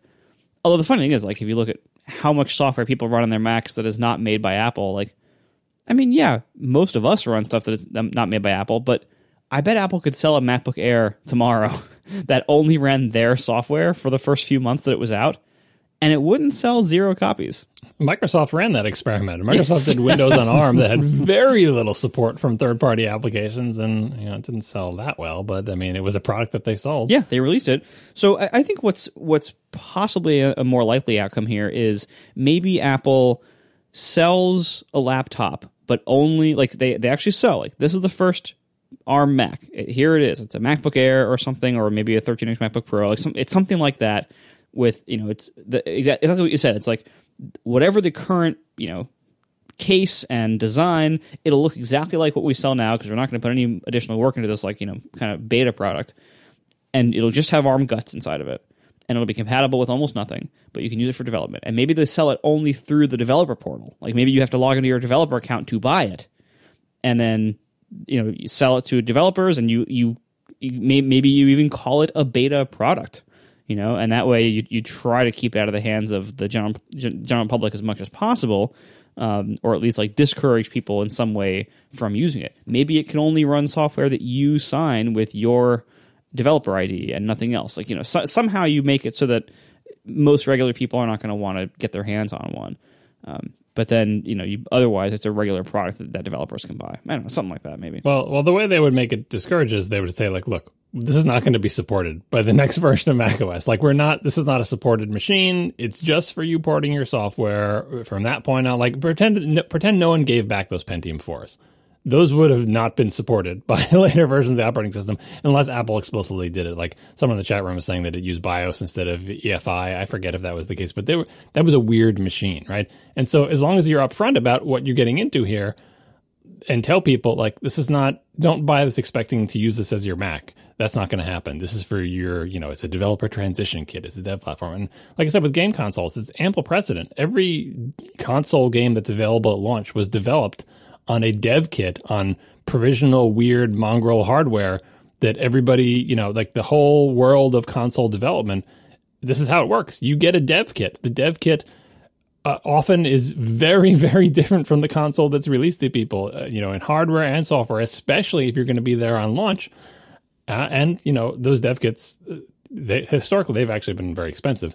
But they ship them to developers all over the world. And, I don't know if there are more Mac developers than there are console developers. I have to imagine there's more console developers when you add, Sony, Microsoft, and Nintendo all together. There's got to be more of them. And it's a proven system. And then again, in the console world, they charge you thousands of dollars for these dev kits, which are useless to you, essentially, especially if you have one of the early ones before, the console actually launches, because they may be, have major differences to the actual production hardware. But that's how the sausage is made. So, and again, you can't just go into, Target and buy a PS5 dev kit. Certainly now you can't buy a PS4 dev kit. You have to go through Sony and you have to be a developer. And, so I feel like there are established systems for this. The developer transition kit was weird because it was a rental and they wanted you to return it. But that, in some ways, that's kind of an Apple-y move where they don't want these things out there in the world. You know what I mean? And that's the firmest way to explain to people, this will not be your Mac for the next 5 years. Like, we're not going to support it. Just pretend it didn't exist. It is a developer transition kit. It's a kit. It's not a Mac. It's just a kit. The reason I think people keep going back to the iPad thing is, like I said, I think the only reason they will do that is if they've already been doing that internally. If the way they've developed this is internally, rather than making a dev kit, they're like, well, we've already got iPad hardware, so why don't we just use that as our dev kit inside Apple? If they've already done all of that work, then yeah, they'll just do that for external people as well. But I question whether they would do that work internally, because internally is exactly where they make these weird transition kit things. So I'll be very surprised if the iPad is the transition kit. But if it is, that's got to be something that they've been doing internally for, for a long time. And they're just saying, we're going to leverage that work. Why would we repeat that work with something that looks more like a Mac? Certainly the iPads are fast enough, and we've already got this cool keyboard thing, and, we're all set to go. It's already a weird, not so floppy laptop, so let's just go with that. But we'll see. Gruber had a big post about how un-Apple-like it seems, and how it would be weird to have a touch screen with an OS that isn't touch-based. And, when I read that Gruber post, often on Daring Fireball, there's a post that I will read and nod my head, and I'm like, I agree with every single part of this. But when I get to the end of it, I start to have flashbacks of the earlier Daring Fireball posts from years ago where I agree with every single part of it, but it turned out like all of it is sound, logical reasoning, but it turned out to be wrong because Apple gonna Apple. Sometimes they just do something different. It's like, boy, I agreed with that post. Everything made perfect sense. And it does, but it's like, yeah, we just decided to do something different. It's like, oh, well, that's the difficulty of predicting Apple. It's just an organization full of people, and sometimes decisions happen one way or another based on the things you don't know about, or just sometimes whim. It's like when you ever try to make a decision, do the big pros and cons column, it can be misleading, and you're like, look, I've got all these pros and very few cons, but the second con down is may cause death. And you look at the list, and it's like, if you did a blog post that just showed the pros, you'd be like, wow, this is a slam dunk. Look at all these pros. They all make sense. They're all logical. But if you don't dwell on this one con that's may cause death, So anyway, I'm not saying the iPad developer transition kit may cause death, but, it really depends on how much you feel, how you feel about that keyboard and, touching the screen on your Mac. I received a text message from someone inside your house, John, and it said something along the lines of, I have never been more tempted to touch John's screen than I am right now. And it made me so happy. And I believe I told this individual that they should not. And even though you were bad cop that week, I still didn't think that they should. That's how you know I love you, John. No one should touch my screen. Why would anyone do that? I don't know. I can't think of 1,000 different reasons, John. Was that on, I forget, was that on this show or on Rectifs where I talked about my screen? It must have been last episode on this show. It was right? This show. You mentioned that it's never been touched. Yeah. Mm-hmm. Yeah. Why break the streak? I can fix that. No, you can't. You're way over there. Social distancing is saving my screen. Oh, my God. Thanks to our sponsor this week, Notion. And please give to the charities that we link to in the show notes. And finally, thank you to our new members. That's really great if you signed up, and we really appreciate it. So thank you very much, and we will talk to you next week. Now the show is over. They didn't even mean to begin, 'cause it was accidental. Oh, it was accidental. John didn't do any research. Marco and Casey wouldn't let him, 'cause it was accidental. Oh, it was accidental. And you can find the show notes at atp.fm. And if you're into Twitter, you can follow them at CASEYLISS. So that's Casey Liss, MARCOARMENT, Marco Arment, SIRAC, USA Syracuse. It's accidental. They didn't mean to. Accidental. Tech podcast so long. Now we're in the after show, and I can tell the most obnoxious slash funny slash still obnoxious idea I had for the pricing tiers. So Tiff came up with the 8, 16, 32 thing, and we were like, oh, we don't want to do that. Let's just start simple, blah, blah. I'm like, wait a second. What if we have a thing where the more members we get, the higher pricing tiers you unlock, right? So to be clear, it's not like when Pinboard launched, it's like every member that subscribed added a cent or a tenth of a cent or something to the price for the next member. Mm-hmm. So it's not that. You're saying you could still sign up but you would have the ability to pay more money as everything went up. Oh, it's not even that. It's like, so the people would sign up and like in the original just have the one pricing tier and they'd all sign up at that one pricing tier. But then like after you get 100 members, you unlock the second pricing tier. Now those people who already signed up, they got their pricing tier and it's still there, but they've unlocked the ability for future people to pay more if they want. It's totally nonsensical. Right, right. And the more members you get, the higher pricing tiers get unlocked. It doesn't mean anyone ever has to pay them. They just get unlocked. I see a lot of stuff like this in video games where you're like, unlock harder difficulties. It's like, why am I unlocking a harder difficulty? I had just enough trouble getting through this. Congratulations. You've unlocked nightmare mode. I don't want to unlock nightmare mode. It took me a week to get through the hard mode. I mean, again, Tiff enjoys that. But anyway, I thought it was funny, the idea of the more people sign up, the more you unlock. Mostly because just it would be a curiosity, like to see, will anyone, like if you unlock the $128 a month mode, it's like, will anyone sign up for that? And then each week we could say, so far, no takers on the $128 a month one. But if we get more members, we'll unlock $256. Yeah, and like one of the biggest reasons why we decided not to have multiple pricing tiers is like, you know, $8 a month, we recognize that's like slightly premium for what we're offering, for, you know, what other podcasts and YouTube channels charge for their Patreons. We're like right at or slightly above like the basic level. I feel like $5 and $10 a month are very common price points for these kinds of things. So 8 is right there in the middle. I think I would have a hard time sleeping at night if somebody was paying us $64 a month. for this. I wouldn't have any trouble at all. I was the proponent of the open text field. If you want, just type a number. Type a number you want to pay us per month, and we will accept that. But yeah, no one's going to actually do that. So this is all just funny things to think about. But then again, we thought that idea of putting wheels on the shirt for $4 actually was funny too, and that was the most popular shirt because people are weird. That's true. So anyway, we're starting simple, but we have a lot of ideas. Real-time follow-up with regard to shirts, by the way. I think it took...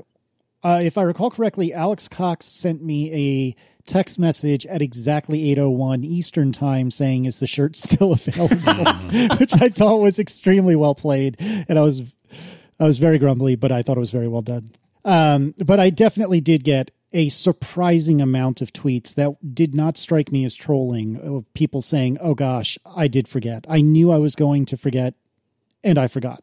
So all you people who are responsible and actually buy when we ask you to, I appreciate that, because you will be surprised how many people say, oh no, it was me this month, or this season, I guess I should say. It was me this time. It was almost me this time. Yeah, I always go down to the wire. It has been me. Like I've said in the past, I've forgotten to buy our own shirts. Yeah. You know, my kids wear them, and you know, we bought. And sometimes you're like, oh, I'll get around to it. I missed, what did I miss? I think I missed remember we did the multicolor shirts where it was like all different colors. I forgot to order those.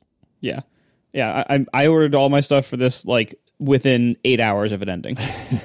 Yeah, I think I was the first of us, because we all use the same account, you know, so we can get it at cost. And I think I was the first one of the three of us to do it. And I thought like 8 hours out. So maybe I was more than 8 hours, but I certainly didn't think I was, you know, I didn't have a lot of extra time. I definitely procrastinated. Normally I order one of everything like at the beginning of any sale, because what you don't want is for somebody to get to the site and see that there's been 0 sales. Like that just looks bad. Right. Yeah, So like yeah. I always want to put in any of our orders first before we announce it to the public, so that way they get there and it's like, oh look, people are buying this, it's happening, right?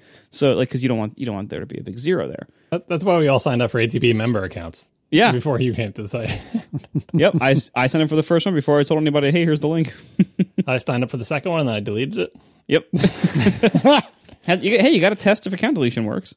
Yeah, well, you could just like now that we've deleted those numbers, you can just assign 2 to the audio increment column that probably has like 7 in it for my thing now. There is no auto increment column in this. This is a random ID. Such a weirdo. What? There's the UUID people, there's the auto increment people, and I am an auto increment person. Sorry. To be fair, this is not a UUID. It's a random integer. There's a difference. Why are you doing that's making me even more upset. Yeah, all right, well, why? everyone, Why? It's your job to have so many members sign up that it shows Marco why it's a bad idea to use a random integer as a unique key in a table. Why? It's a really big integer. Yeah, that's what everybody says. There's a reason UUIDs exist. It's a really big integer. It'll be fine. Everybody, we need to have what, like 2.5 billion signups, and then we will show Marco the error of his ways. It's not 32-bit. 64-bit, sure. Okay, well, anyway, there's a reason UUID... Doesn't MySQL have native support for UUID columns? Probably. What, are you just making it? Yeah, okay, all right. MySQL has all sorts of support for like native storage of slightly complex value types that you're generally better off not using that support because it's weird. When they say native, though, it's probably all strings under the covers anyway, knowing MySQL. Yeah, right. It's like not actually native, like packed binary support for UUIDs like real databases have. It's always just like, oh, well, there's some code that will generate a thing, but we store it as a string in a varchar column. I just went to our member admin page. We don't have anything on there yet, huh? Nothing. Yeah, I want to see a count, man. You got to give me a count. I can tell you, we have 117 members so far. Hey, that's excellent. I'm really pleased by that. How many people are on the stream? Like 400. Oh, that's brutal. I just want to know, like I feel like the people who listen live are like our absolute like biggest fans because some of them are up like in the middle of the night or early morning and weird times because of time zone. So if you're listening to the live stream and listen to all this BS and everything, you are very likely to be a super fan who at least consider becoming a member. So this is like the best case scenario for signups. I mean, in all fairness, we have a like 25% conversion rate among this group. Like, all right, that's what I'm saying. Like, that's best case. Yeah, obviously, there will not 25% of the listeners will not sign up. That would be amazing. Like, I don't think I've ever seen any kind of optional payment for anything that was above like 10%. Yeah, you won't break double digits for sure. I'm not sure we're gonna break 1%. This is another thing we've discussed endlessly: optimism versus pessimism. How many people are going to want to sign up for the membership? So we'll see.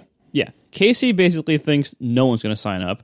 I think everyone's going to sign up, and John's kind of in the middle. That's an exaggeration. I was the most pessimistic for a long time until we started talking to other people who had membership programs and learned what their conversions are. And I'm like, all right, well, I feel like we could probably do about as well as them. So I was super pessimistic in the beginning, but I've been coming around. So you're right, I am kind of in the middle now. Yeah, like I would love to get 5%. That's kind of my target of like, I think we can probably do it. I don't think it's going to be super easy to get 5%, but I don't think it's out of reach. Like I think that's kind of like my goal. Marco, ever the optimist. But that would be a pretty good goal. But if you look at like, Hello Internet, like other kind of like nearby shows and their proportion of, but it's different because like everyone offers different stuff. Mm-hmm. Like some people offer nothing and it's just like pay to support us. Can we tell the live streamers the thing that I didn't mention in the show that I desperately wanted to, but you didn't want to? I forget. Oh, the AskATP priority thing? That was a terrible idea. No, the CB thing. The CB thing? Oh, yeah. Yes, I can mention it? Yeah, go for it. I think that's fair. So someone mentioned in the chat before, discounts on merch. I think that we're absolutely going to do that, right? We don't have a merch sale now, so it's irrelevant, which is part of why we didn't want to talk about it. But if you're listening to the live stream right now and you're wondering, hey, are they going to have merch discount codes for members? Yeah, we are planning to do that. Yeah, we already worked it out with Content Bureau and everything. But the problem was that, like, we didn't want to launch a membership immediately after our merch sale ended and say, next time we sell merch, you can get a little discount. Like, I mean, I wanted to do that because I think people understand the arrow of time and can say, yeah, I understand. You didn't launch the membership until after the sale was over. Like, this is not ideal timing. Okay. We didn't like coronavirus kind of forced our hand a little bit on this. Like, we'd been talking about it for a while, so things get kind of rushed. But anyway, if you're wondering if I sign up for a membership, is there a possibility of discounts on merch in the future? The answer is yes. Yeah, and we know the timing on this is weird. Like right now is not a great time to be, launching a whole new thing. I was like, hey, everyone, give us extra money. Like, it's not the greatest time. But we're in it for the long haul here. Like, it's not like so it just there's no time like the present. So we understand that it's weird. Everything's a bit weird now, but yeah. And we didn't want to take any time out of our WWDC show to do it then. Yeah, definitely not. So so like but we wanted to have it in place by then because we know we're going to be very busy with all the WWDC content for probably weeks afterwards. So like, yeah, it's a whole thing. There were a lot of considerations that went into this timing, even though it seems like it sucks. Basically, it sucks less than other timing would have sucked. that would be nearby. I would like to state for the record that I am not above, I'll call them stretch goals for lack of a better terminology, but if John really does want to play Destiny with Marco and me and do it in some way that, we can have people watch it on Twitch or something like that, if I don't know what the number is, but if enough people become members, okay, fine, sure. You want to make me suffer? No, fine. I'm volunteering both of you for this. The only reason we're not doing it right now is because I don't know how. That's the only reason we're not doing it right now. Like, and Tiff probably knows how. We'll do that as soon as we can make Cooking with John. I wanted to make a cooking show with John, just not me cooking, just like filming John cooking, and that's harder than what I'm just explaining. You just need to show screen sharing. Like now, this is like a thing with cameras in a kitchen. I know it's complicated, but still, like imagine how good Cooking with John would be. No, I disagree. If you're gonna do it, then it needs to be John tries to teach Casey how to cook. Oh yeah. Well, that's the whole Destiny angle. Is I'm trying to teach you how to play Destiny. Right? That's the funny part. John teaches Casey to cook over Zoom. Right? Do you remember when we were all at John's house and I shredded or grated a cheese unsatisfactorily? Oh, yes. He gave me like 10 minutes of crap about it. Like someone who had never been in a kitchen before. That's about accurate. And so, can you imagine? Like I will commit that I don't know what the number is, but I am ready, willing, and well, maybe not able, but I'm ready and willing to figure out how to make this all possible so that if we get enough members. No, the best thing would be to do what Queer Eye does, where like John teaches Casey something about cooking, and then Casey has to do it, and John has to watch, but he can't say anything. That's brutal. Oh, anyway, you're distracting from my Destiny idea, which I think is much more feasible. And Tiff knows how to do all this game streaming stuff. And maybe when the PS5 is out, like we'll set something up and we can figure it out. But that's like in the distant future when we get our act together. We have all sorts of wacky ideas for things that don't make sense to do, except for if there's this group of people who are like paying to be members, and that would be like, member specific. Again, like for the chat room people, if you have ideas, even though we've discussed like probably all of them, send them in, because it's like you're essentially voting by like, not that this is democracy, but like if 1 million people say that they want this or don't want that, that will influence what we may or may not do in the future. So if you have ideas about member specific stuff that you want, feel free. The only thing that's really off the table is removing things from the show for the free people, because as we said, we don't want to do that. So like, I think you should make the after show, put it behind a paywall. Nope, we're not doing that. Yeah, we thought of that, but we decided not to do it. Right. So, that's not that. Again, if 90% of our listeners become members, we'll put the whole show behind a paywall, but that's not going to happen. So don't worry about it. Yeah. Some of you are asking for the unedited live stream, similar to what the Incomparable does with their bootleg feeds. That is something we've talked about. We've actually talked about that more than arguably anything else. I really don't want to do it because I think it sucks, but I don't know. Yeah, you can imagine listeners in the live stream, why Marco doesn't want to do it, because it's going to sound crappy and it's not going to be edited. And like, everyone who listens to the live stream knows what the live stream is like. I was in favor of it because it's a thing we're doing for free anyway. And we would still do it for free, by the way. We would still stream it for free. Like everyone who's listening now, you'd still be able to listen for free and do whatever you want. But this would just like, what if you're not awake at that time and you still want to hear the Garbagey live stream? There would be a feed with the Garbagey live stream in it for members. But maybe nobody wants that. I don't know. Like, anyway, but like we started simple. We're thinking of things. We'll figure it out as we go along. But if that's something that you want, write in and tell us. Baby steps. We still gotta, figure all this stuff out and get it churning along and see how many support requests we're going to get from people who can't figure out the website or whatever.